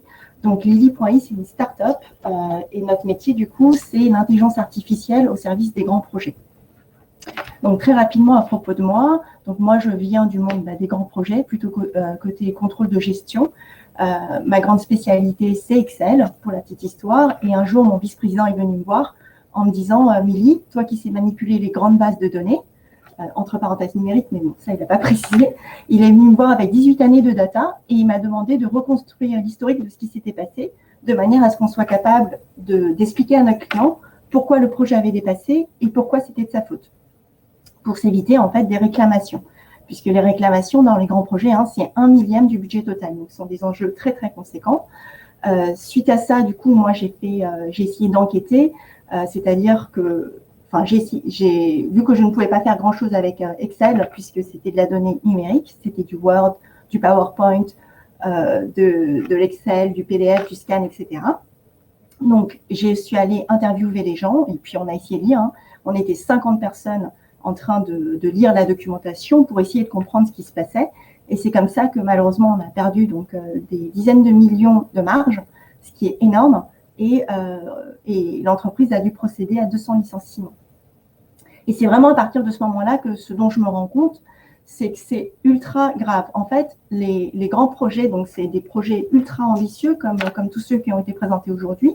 Et il y a la question, du coup, de cette performance financière et d'exécution. Et l'idée, c'est que on écrit tous, et d'ailleurs, moi, ce qu'on m'a dit, c'était d'aller parcourir les archives écrites des projets pour retrouver la vérité, puisque tout était écrit. Et moi, je me suis dit, il y a avec Facebook et Google, ils ont des technologies qui leur permettent de parcourir en fait les écrits et de savoir ce qui s'est passé. Eh bien, moi, c'est exactement la même technologie que j'aimerais mettre en place sur les grands projets, sur l'écrit des grands projets. Donc voilà, c'est de ça dont on va parler aujourd'hui. Donc, c'est vraiment l'amélioration des performances financières et d'exécution des grands projets. C'est vraiment ça notre cœur de métier. Donc, très rapidement, je vais juste balayer cette partie-là que j'ai rajoutée parce que je voudrais vraiment faire un cocorico ici. La France a vraiment ce savoir-faire unique en matière de grands projets dans tout un tas de domaines. Et ça vient du fait qu'il y a un héritage qui date depuis le XVIIe siècle, avec l'invention de ponts et chaussées. Donc, il y a une vraie raison pour laquelle, en fait, les Français sont très, très forts en gestion de projet. C'est quelque chose qui date depuis longtemps. Et du coup, c'est quelque chose dans lequel il y a énormément de données. Et donc, c'est la possibilité d'une intelligence artificielle plus forte que dans le reste du monde, puisque nous, il y a cette tradition derrière avec tous ces écrits qui sont à exploiter encore. Donc, c'est un savoir-faire qui s'exporte absolument à l'international avec énormément de grands contrats qui sont gagnés. Et là, attention, parce que ce n'est pas tout de gagner les grands contrats, il s'agit encore de les livrer dans les temps et les délais impartis. Et en fait, quand on voit tout ce qui se passe, tout à l'heure, du coup, on parlait des problèmes de main-d'œuvre, mais il n'y a pas seulement les problèmes de main-d'œuvre, il y a les problèmes aussi d'encadrement, les problèmes de contractuels qui sont amenés en fait à se complexifier, la rigidité des plannings et une pénurie en fait de chefs de projet à l'international, mais aussi en France. Donc des équipes projets en fait qui sont de moins en moins expérimentées et ça on le sent d'ores et déjà dès aujourd'hui. Donc qu'est-ce qu'on sait? On sait qu'on est fort à signer des contrats, Après, la question, c'est la question de la livraison. On sait qu'on a d'ores et déjà des difficultés et dans le futur, ces difficultés vont amener à être de plus en plus…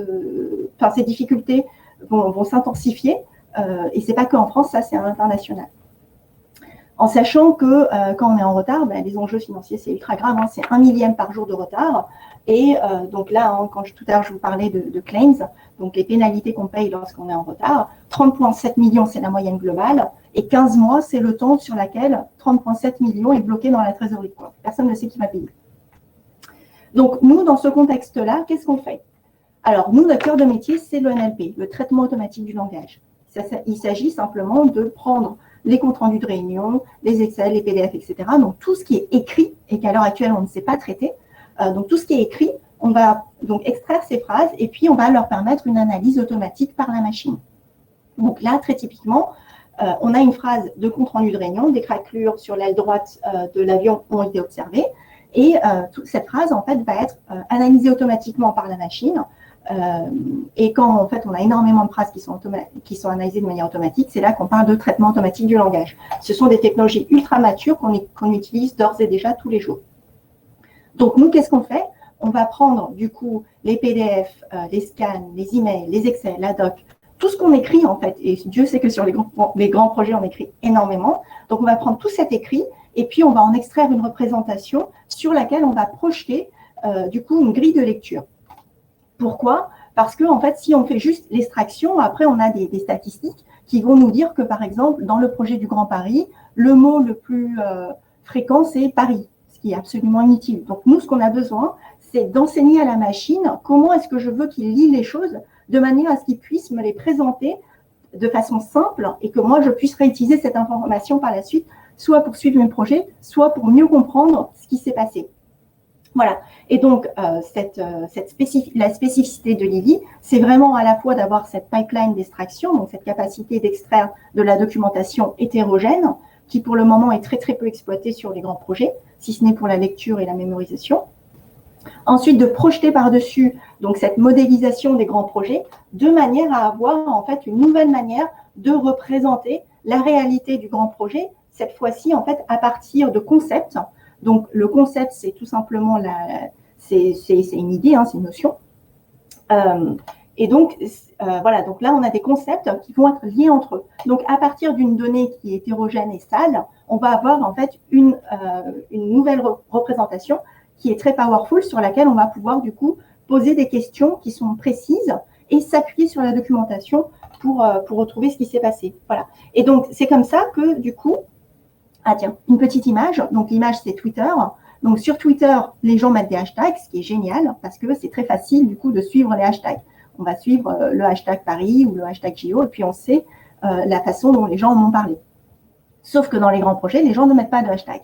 Donc, vraiment, une autre manière de voir Lily, c'est que c'est une machine à mettre des hashtags de manière automatique. Donc, comment est-ce qu'on a fait ça? On lui a montré des phrases qui contiennent le concept, donc le hashtag, et puis la machine, du coup, elle a repéré la manière dont ces phrases sont constituées. À partir de là, elle s'est fait son petit modèle, elle nous a retrouvé d'autres phrases. Nous, on dit oui, non, ce qui permet, du coup, d'affiner le modèle, et puis là, d'avoir les liens entre les différents hashtags. Et donc, on passe de ça à ici une courbe qui va suivre certains hashtags qui sont particulièrement importants dans le cas des grands projets, notamment la non-qualité, la modification, les surcoûts, le retard. Et donc ça, c'est vraiment une innovation, hein, puisque c'est la première fois qu'on va avoir, à partir de ça, quelque chose qui soit live et qui permet du coup de rentrer dans les détails d'un grand projet. Voilà, je vais rapidement vous partager une petite vidéo pour que vous puissiez voir la machine. Ah, pardon, la souris était du mauvais côté. Alors, allons-y. Donc là, on a 20 gigabytes de data. Il s'agit d'un projet en fin de réalisation pour laquelle une claims est en cours de lancement. Non d'ailleurs, pour lequel le dossier de la claims l'argumentation a été montée, il a été validé, et là, il s'agit en fait de retrouver les preuves, les éléments de preuve. Donc, comment est-ce qu'on s'y prend? Donc là, on va utiliser du coup les hashtags. Donc là, on a différents types de hashtags. Nous, on a 120 concepts qui sont pré-entraînés. Donc, on a 120 types de hashtags, dont ici le hashtag de modification. Donc, on envoie la recherche sur le hashtag modification et on va chercher une collection de phrases attachées à ce hashtag. Et comme vous pouvez le voir, c'est de la vraie donnée. Hein. Du coup, tout est anonymisé.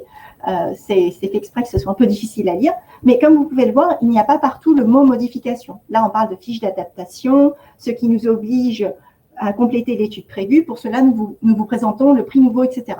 Donc, c'est bien cette notion de modification et non le mot modification. Sinon, ça ne ferait pas de sens. Donc, tout de suite, on a des trendings.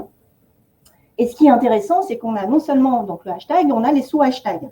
Donc, savoir que dans ce cas-là, la QLE, donc la fondation, les fondations du pont, c'est la partie sur laquelle on parle le plus de modifications, c'est-à-dire de changements, c'est-à-dire probablement d'argent oublié sur la table.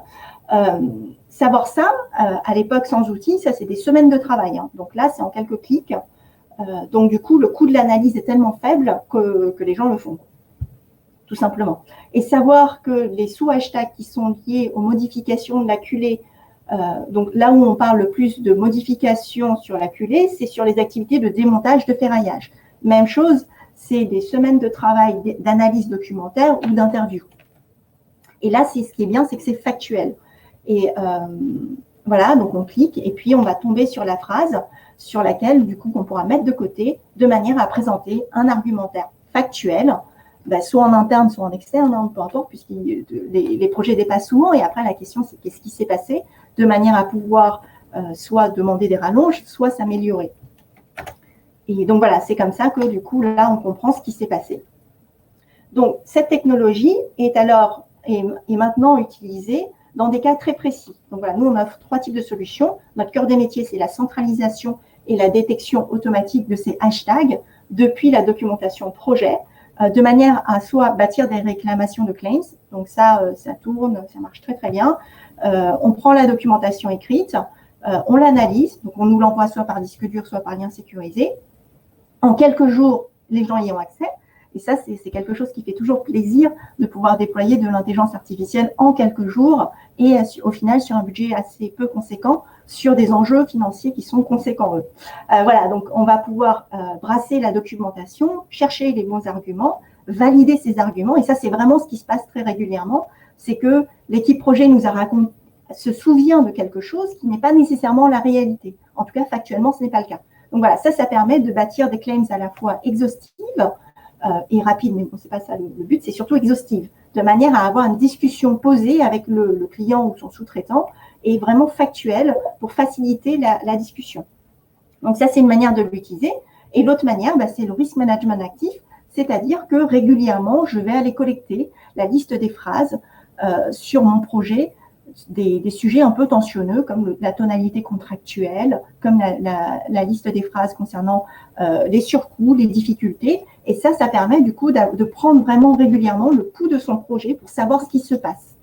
Et du coup, pour un contract manager, de pouvoir aussi intervenir plus tôt, au lieu d'attendre que les gens viennent le voir, que lui, il puisse du coup vraiment de manière proactive dire attention, sur ce cas-là, il faut qu'on commence à se préparer, il faut qu'on commence à documenter et il faut peut-être qu'on envoie des lettres ou qu'on commence à discuter avec les personnes pour mettre en place des plans. Et alors ça, c'est particulièrement intéressant, notamment dans les très grands projets dans lesquels il y a énormément de layers, d'étages. Et pourquoi c'est particulièrement intéressant? Parce que en fait, l'information se perd en cours de route. Donc, il y a le reporting qui remonte. Celui-là, il n'y a pas de problème. Par contre, en fait, quand on redescend, on a l'information que, par exemple, nous, c'est vraiment un cas sur lequel on a travaillé. 6 mois en avance, on était capable de savoir que le jalon n'allait pas du tout être tenu, même s'il y avait énormément d'optimisme de la part de l'équipe projet. C'est normal, c'est son rôle. On lui demande d'être optimiste et de trouver des solutions. Et vraiment, cette capacité, du coup, à rentrer dans le détail de qu'est-ce qui se passe et pourquoi est-ce que le jalon est en train de tomber. Et ça, c'est particulièrement intéressant parce que vous savez tous que doubler la main-d'œuvre avant un certain moment, avant que les choses ne deviennent compliquées, c'est possible. Mais dès que les choses, en fait, se sont envenimées, ça ne sert plus à rien. La situation est maintenant perdue. D'où ce besoin, en fait, systématiquement de remonter le plus tôt possible le fil des problèmes pour pouvoir prendre les meilleures décisions à ce moment-là. Et donc, le troisième pôle, c'est le pôle de l'hygiène. Pourquoi c'est important? Tout simplement, en confrontant sa donnée telle qu'on l'a à l'heure actuelle avec une intelligence artificielle, eh bien, on voit les biais qui sont créés pour l'intelligence artificielle, les biais et le bruit. comme le copier-coller. On voit ce qui est documenté et ce qui n'est pas documenté. Et là, on peut se poser des questions de quels sont les trous dans la raquette et comment est-ce que je peux, du coup, améliorer ma documentation de manière à ce que demain, ces hashtags soient quasiment validés de manière automatique. Et donc, je pourrais directement exploiter cette information pour prendre le pouls de mes projets plus régulièrement. Voilà. Donc, très rapidement, donc, dans l'équipe, il y a moi, qui suis une ancienne de SNC Lavalin. Il y a Gilles, donc le directeur technique, qui est aussi un enseignant-chercheur en ingénierie logicielle à Télécom Lille. Il y a Nadi, qui est le directeur scientifique, qui est aussi un enseignant en traitement automatique du langage /NLP, machine learning, versus système expert. C'est vraiment du machine learning que nous, on déploie. À Paris 13 et à Paris 7. Voilà quelques prix qu'on a gagnés à l'international, dont le PIA Investir l'avenir. Je termine. Takeaway, donc la prochaine génération des grands projets sera data-driven, ça je pense que tout le monde l'a dit aujourd'hui. L'intelligence artificielle ouvre des horizons nouveaux en rendant des tâches impossibles. Donc très typiquement la rédaction de claims, savoir ce qui s'est passé sur le projet. Moi je l'ai fait, hein, c'est vraiment 50 personnes qui travaillent plusieurs mois à lire toute la documentation, interviewer les gens. Ce sont des tâches qui sont impossibles à l'humain et qui sont maintenant faisables de manière efficace grâce à l'intelligence artificielle. Et je pense que c'est vraiment cette combinaison qui est gagnante, que l'intelligence artificielle aille compléter l'humain sur des tâches qui sont à l'heure actuelle impossibles et qui bloquent tout le monde. Et ceux qui profiteront de ces horizons nouveaux sont ceux qui commencent d'ores et déjà à mettre en place l'intelligence artificielle, parce que l'intelligence artificielle, telle que sur la documentation actuelle, va fonctionner plus ou moins. Et si jamais on améliore cette donnée, eh bien, on améliore aussi l'intelligence artificielle. Donc, c'est des choses qui vont prendre du temps, et ceux qui commencent d'ores et déjà, c'est ceux, du coup, qui bénéficieront le plus rapidement possible de toutes ces avancées. Voilà. Merci beaucoup, Milly. C'est effectivement. Merci beaucoup, Milly. C'est effectivement un angle inattendu sous lequel on n'attendait pas forcément l'innovation, hein, sur ce traitement de la donnée, de la documentation. Vous vous pluguez, vous pouvez arriver quand le projet est déjà bien avancé quand même. Alors, effectivement, il y a deux manières de voir. Soit le projet est avancé, voire même fini, on est en train de monter la claims finale, la réclamation finale.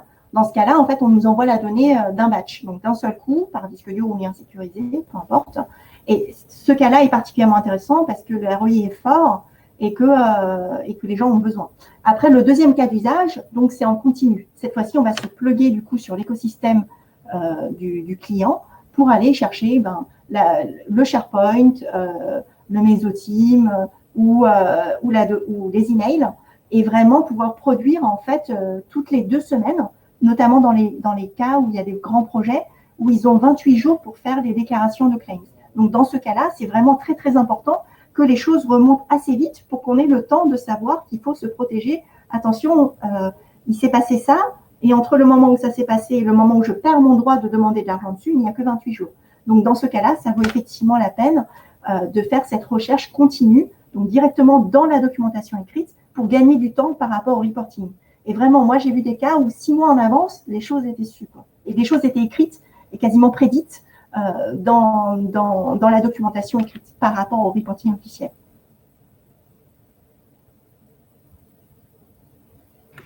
Merci beaucoup, Milly, pour ta présentation.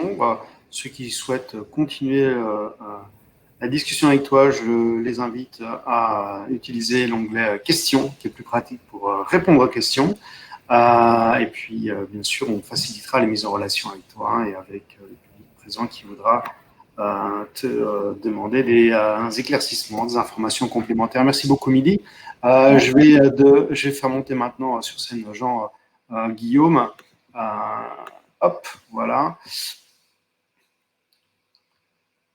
Jean-Guillaume qui se prépare et qui arrive. Merci, Milly.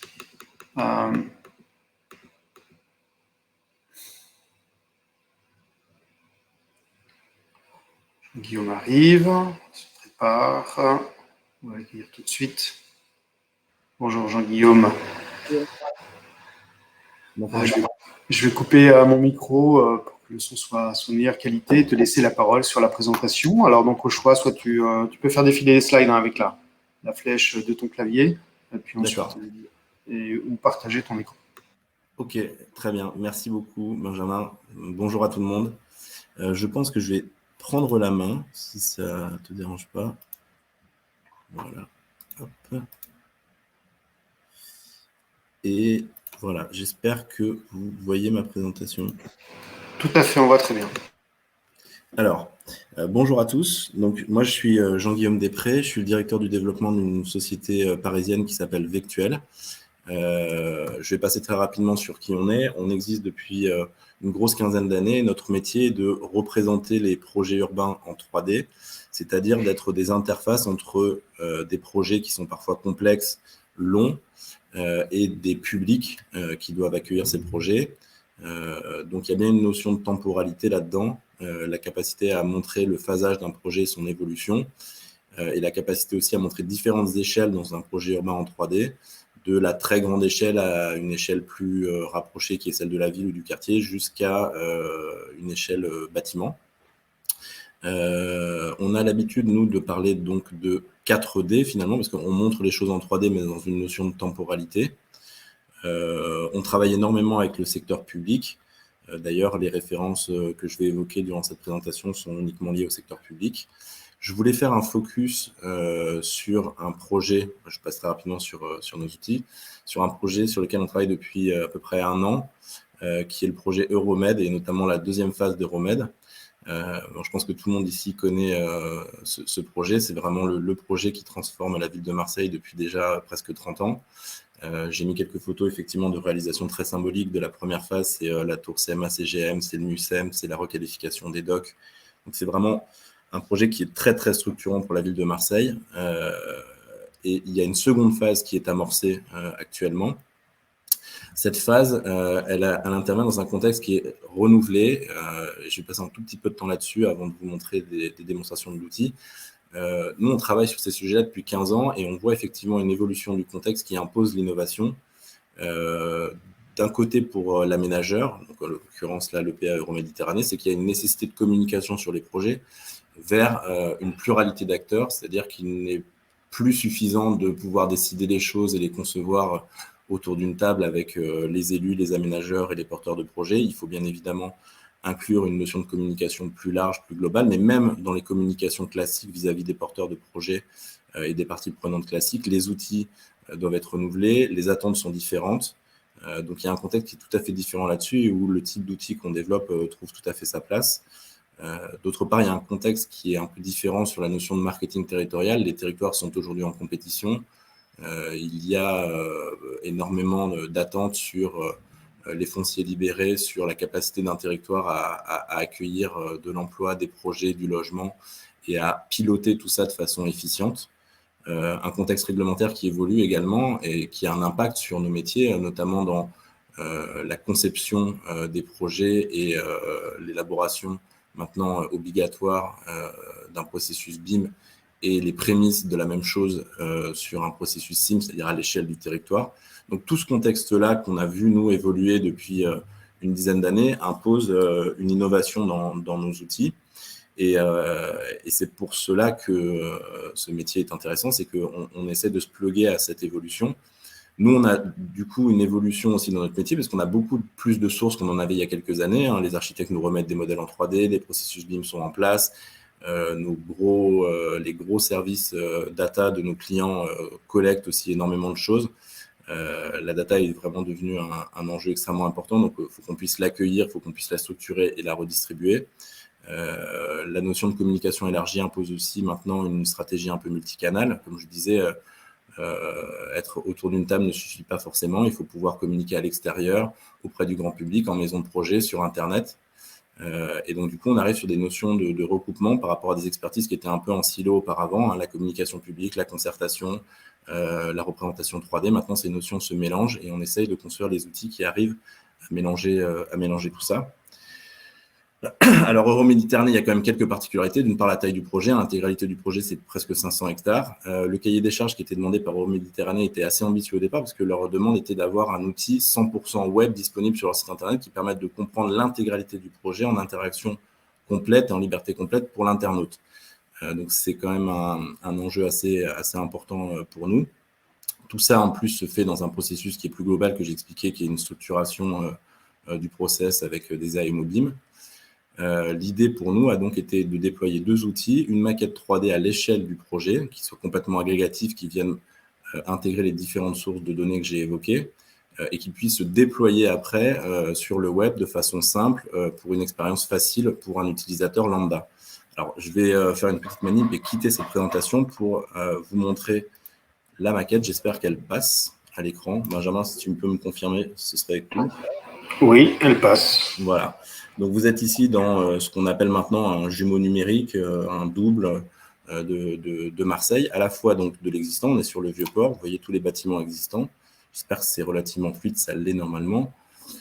Et on a ici l'intégration de tout le projet. Donc, je continue cette balade sur les docks et on va arriver tout doucement à cette skyline de Marseille qui est complètement renouvelée. Donc là, on a l'imbrication à la fois d'éléments qui sont déjà sortis de terre et de projets. Et donc, notamment toute cette zone Euromet 2 qui est déployée ici, qui est très importante. Donc, comme je l'évoquais, avec des notions de temporalité différentes, puisque vous voyez, il y a des volumes simples qui correspondent à des projets non attribués, non architecturés, et des choses qui sont beaucoup plus définitives.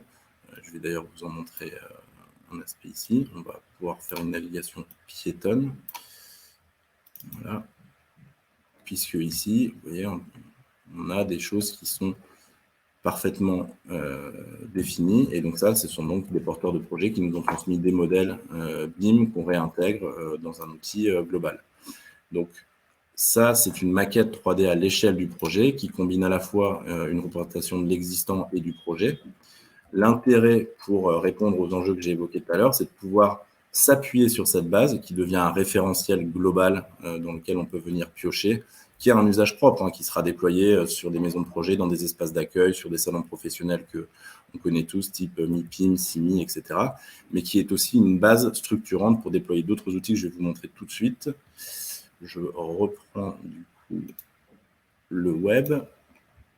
Typiquement, voilà la transcription, j'espère que ça passe toujours, je jongle un peu entre différents onglets. Oui.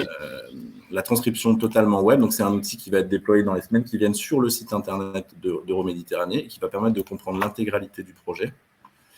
On a ici donc une cartographie en ligne avec des critères de tri qui vont permettre de retrouver toute l'information qu'on souhaite. Une capacité, là aussi on s'inspire un peu des bonnes pratiques du web, d'avoir du Street View. Je vais peut-être la relancer. J'ai l'impression. Voilà. L'idée ici, c'est donc, comme je le disais, de s'inspirer des bonnes pratiques du web. On reconnaît une ergonomie de choix de résultats qui correspond à ce qu'on peut retrouver sur des sites comme Booking ou Airbnb avec des clusters de résultats. Une navigation qu'on a voulu hyper intuitive, donc qui est une navigation carto. Le vrai enjeu techno ici, c'est plutôt d'avoir cette espèce de plateforme 3D disponible web, parce qu'en fait, c'est lourd cette data, donc il faut vraiment l'optimiser.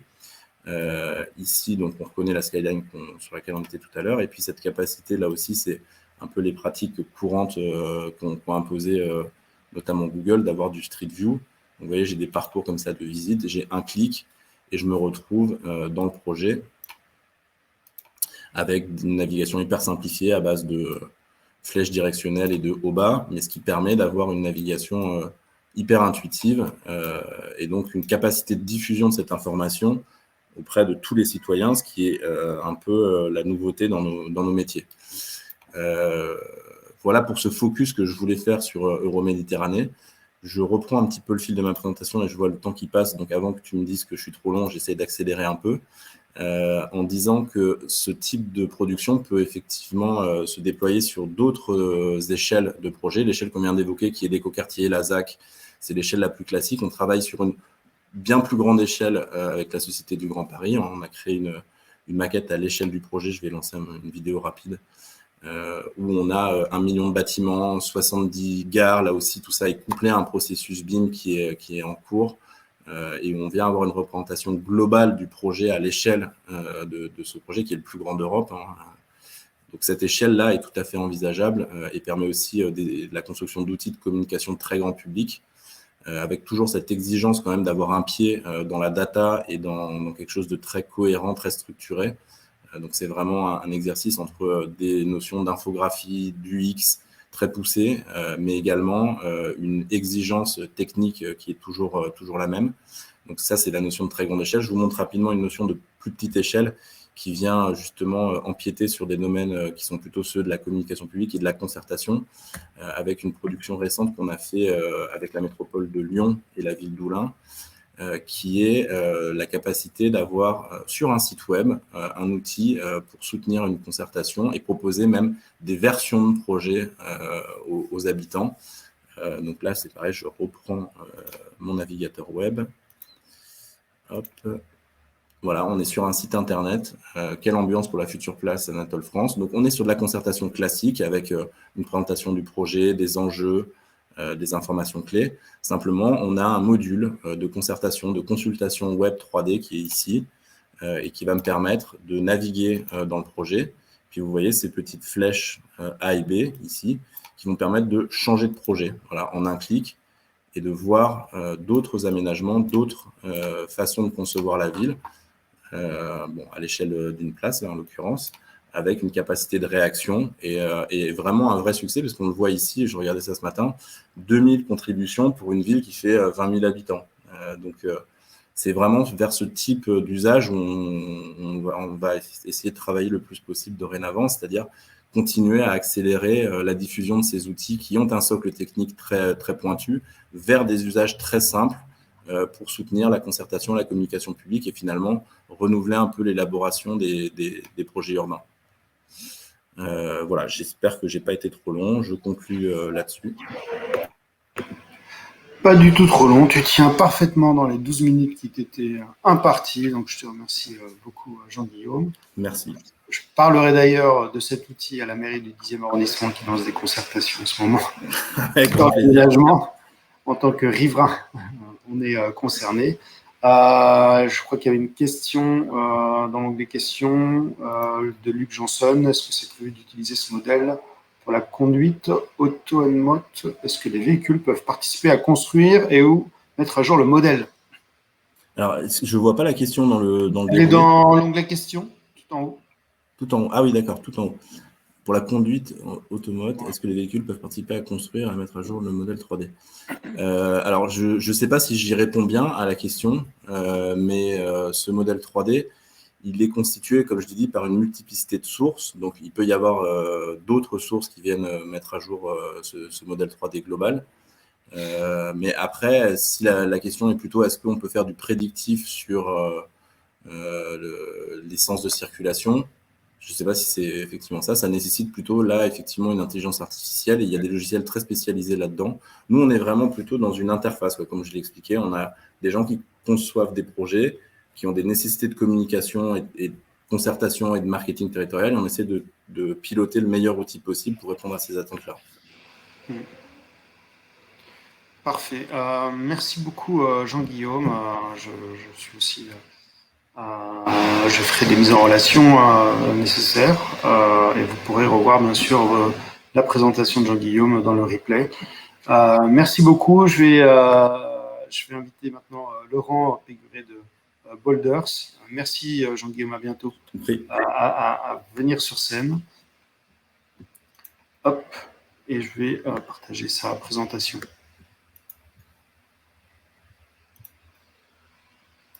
Bonjour à tous. Vous m'entendez bien? Bonjour Laurent, on t'entend très bien. Je vais juste me caler sur tes slides et te donner la parole tout de suite. Merci Jean-Guillaume, au revoir et bonjour Laurent. Bonjour à tous et merci de cette opportunité aujourd'hui de vous présenter le projet Boulders. Nous sommes une start-up qui est du numérique dans la construction. Nous avons démarré en 2019, donc nous sommes encore un peu plus jeunes que toutes les startups qui sont présentées à vous aujourd'hui. Le fond du problème que nous souhaitons adresser, c'est justement l'aspect de non-performance. Milly parlait des problèmes de claim dans la construction. Dans la pratique, donc moi je suis un ancien de la construction aussi au niveau de construction, on a fait le constat avec nos associés que les projets vont de plus en plus dans un sens de la complexité et puis surtout de la systémicité entre les informations. Les maîtres d'ouvrage sont bien sûr de plus en plus exigeants et c'est normal. Les réglementations s'empilent et ça ne va que dans le sens de plus de réglementation, on le sait bien. Et de plus en plus, les équipes font face à un déluge de données plus ou moins structurées à prendre en compte. Et dans ce contexte-là, évidemment, puisque les organisations humaines, elles ont pas beaucoup bougé, mais qu'elles doivent manager une systémicité et une complexité exponentielle, la question se dit comment peut-on utiliser l'outil digital pour mitiger justement ces problèmes, c'est-à-dire alors plus que de la claim, être plutôt en prévention et de dire est-ce qu'on peut justement éviter tous ces désastres que l'on voit, les conséquences néfastes de ces risques de non-performance. Alors par non-performance, on parle non pas juste de l'acte de construire, mais du point de vue du maître d'ouvrage et de l'investisseur, par rapport au retour d'investissement qu'il a planifié pour son ouvrage sur les 50, 70 ans d'exploitation ou 100 ans. Est-ce que dès maintenant, l'ensemble des paramètres sont pleinement satisfaits et maîtrisés? Et si ce n'est pas le cas, c'est un impact d'abord sur lui, avant tout, avant même sur le constructeur. Donc c'est pour ça qu'en tant que maître d'ouvrage, c'est important d'avoir un outil qui va simplifier toute cette complexité et pouvoir lui ramener un dashboard qui va lui permettre de dire où en est mon projet. Donc et force est de constater qu'aujourd'hui, beaucoup de plateformes propose une digitalisation des données, beaucoup de data passent du papier au digital, on l'a vu avec l'excellente présentation d'Assosystème tout à l'heure. Maintenant, ceci étant dit, est-ce que l'intelligence artificielle, est-ce que l'outil numérique permet de simplifier la complexité de ces projets? C'est une autre question.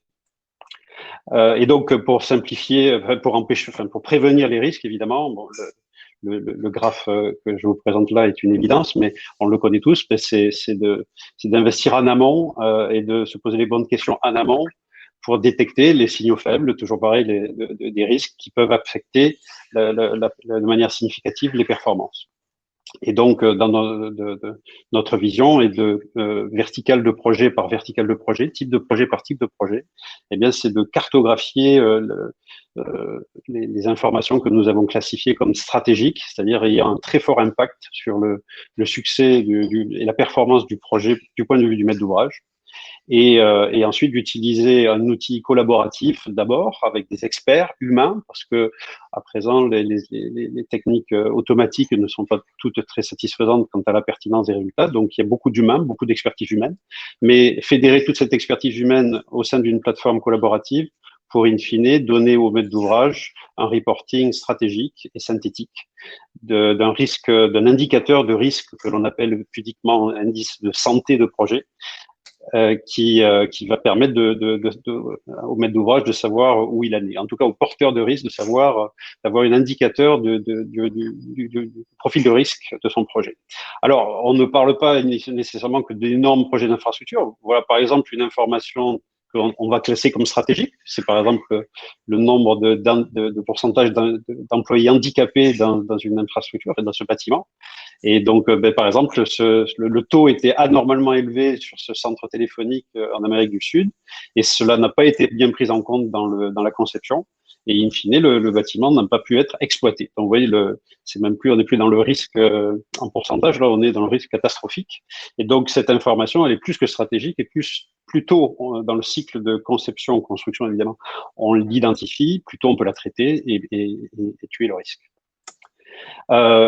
Notre exemple là, plus principalement dans les infrastructures. Donc, voilà une gare dans laquelle un superbe effort architectural a été fait. Par exemple, il y a une information, on va dire, stratégique, qui est le fait que, in fine, quand la gare va être livrée, elle sera livrée à un opérateur mainteneur qui va devoir avoir la responsabilité, la sécurité de l'infrastructure pour les passagers. Et à ce titre, il aura l'exigence de devoir inspecter quotidiennement, s'il le faut, toutes les parois structurelles de la gare. On voit bien que là, il y a un problème. Alors, probablement, il a été résolu d'une manière ou d'une autre, mais le point ici est de dire plutôt cet élément, cette information stratégique est vérifiée en amont du cycle, moins s'il peut y avoir de conséquences. Et évidemment, si elle n'est pas détectée, à ce moment-là, on peut avoir même jusqu'à un refus de mise en exploitation ou de refus d'exploitation de la part de maintenance, ce qui cela serait catastrophique. Et donc, le service que nous proposons, c'est de faire remonter un dashboard stratégique qui dit aux porteurs du risque, aux maîtres d'ouvrage, on va dire comment va votre projet, d'arriver avec un indice systémique global, un indicateur systémique global qui prend en compte l'ensemble des informations stratégiques de son projet et qui, grâce à du traitement automatique et du traitement d'experts, va faire remonter une note globale de santé de projet, on va dire. Et donc, c'est en ce sens qu'on dit qu'on décode et on intègre la complexité.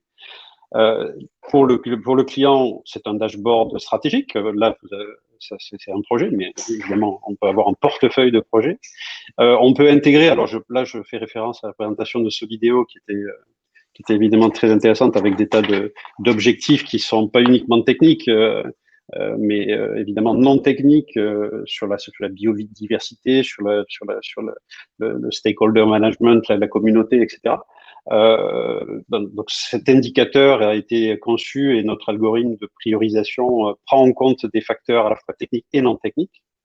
Et donc, une fois qu'on a un indicateur global de risque qui nous remonte, et bien ensuite on peut piloter.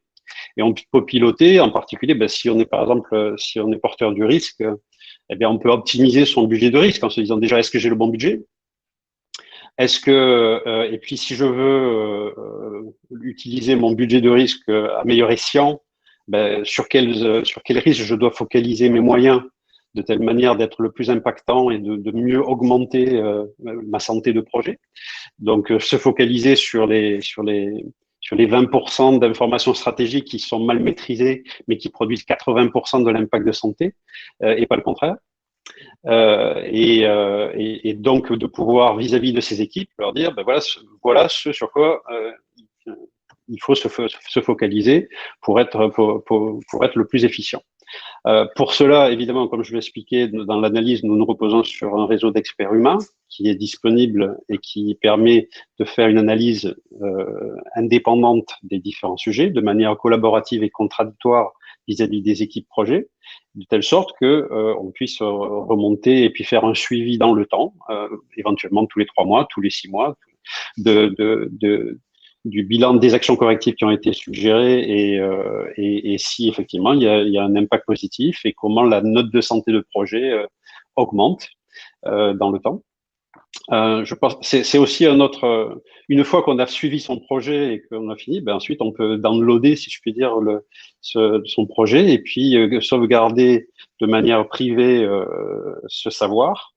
C'est très important parce que très souvent, on sait bien que dans les infrastructures, on fait pas une ligne TGV tous les matins, ni une centrale nucléaire, on l'a bien vu récemment.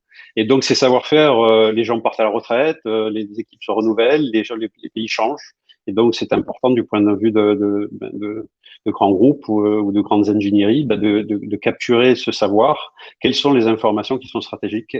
Dans quel ordre était-elle stratégique? Et pouvoir passer ça comme un outil de transmission de savoir aux futures équipes. Alors, Lily.ai a montré comment le NLP peut être utilisé dans ce genre de choses. Alors effectivement, nous, notre but, c'est faire en sorte que, dans un premier temps, l'évaluation de santé de projet que l'on peut faire vis-à-vis de nos clients, on puisse le faire le plus rapidement et le moins cher possible.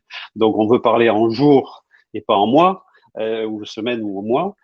Et donc, pour ce faire, eh bien évidemment, nous développons des outils qui permettent, si le client nous l'autorise, de pouvoir nous plugger dans leur base de données de projet et de pouvoir faire des analyses automatiques pour identifier l'état de santé de telle ou telle information stratégique. Alors, par exemple, ici, vous avez un projet ferroviaire en Afrique du Sud que Bouygues Construction a réalisé. Et juste pour l'anecdote, en plein milieu de l'exécution de ce projet, eh bien, il y a eu un changement de norme incendie, par exemple. Alors évidemment, ça a été perçu et il n'y a pas eu d'impact. Mais imaginons que ça n'ait pas été perçu, eh bien, ça aurait pu avoir un impact énorme avec une Coupe du Monde à ouvrir, à servir à l'issue de l'ouverture du projet, etc. C'était en 2010. Et donc, notre prototype d'IA, les différents tests qu'on a fait, on a pu montrer que dans notre base des informations stratégiques, 70% de toutes les informations stratégiques qui étaient impactées par le changement de normes ont pu être détectées de manière automatique, ce qui est quand même intéressant. À terme, une vision plus long terme, c'est de mettre cette intelligence décisionnelle au milieu d'un réseau, un réseau d'experts d'un côté, et puis de constructeurs, d'où le nom Boulders, et de plateformes de management de projet, un peu comme 3DS par exemple, qui permettant de la meilleure synchronicité et le meilleur contrôle des risques pour l'ensemble des acteurs de la construction. Voici notre roadmap. Nous avons aujourd'hui un prototype, un MVP disponible que nous pouvons utiliser pour faire des audits de projets. Cela nous permet de faire notre proof of concept vis-à-vis de nos investisseurs et puis de nos clients. Et nous avons un projet d'en faire un produit SaaS où les gens pourront s'auto-auditer eux-mêmes de manière collaborative en interne ou avec nos experts. Et donc, à ce titre, évidemment, comme toute startup, nous levons des fonds et avons une roadmap ambitieuse. Notre équipe, vous la voyez ici, je ne vais pas m'attarder puisque je suis à court de mon temps, mais c'est une alliance entre une boîte d'ingénierie, le groupe Archetype, et le fonds que j'ai créé digital avec une entreprise numérique qui s'appelle Lirox, qui a à peu près une centaine de développeurs, et c'est de là qu'est partie notre aventure. Voilà, je vous remercie. Merci beaucoup, Laurent, pour cette présentation. Je ne sais pas s'il y a des questions pour Laurent. En tout cas, on sent que John qui est en train de taper peut-être une question. Vos clients types, là, vous visez quelle cible pour l'instant? Alors, ça peut être, disons que c'est principalement donc de la maîtrise d'ouvrage. Et puis ensuite, c'est sous la maîtrise d'ouvrage, éventuellement tout ce qui est maîtrise d'œuvre, qui veut, prenant une certaine partie du risque projet, souhaitant le livrer, utiliser l'outil pour faire un dashboard, un dashboard de reporting sur l'avancement de ces projets. Très bien. Parfait. Donc, il y a John qui est preneur d'un temps d'échange. Je m'occuperai de la mise en relation. On arrive au terme de cette Innovation Corner. Je suis vraiment ravi d'avoir pu vous montrer la vitalité, l'innovation portée par les membres de Cap Digital sur ce sujet-là. Un sujet vraiment qui nous tient à cœur dans le cadre du positionnement du pôle dans les domaines de la Smart City, de l'innovation numérique.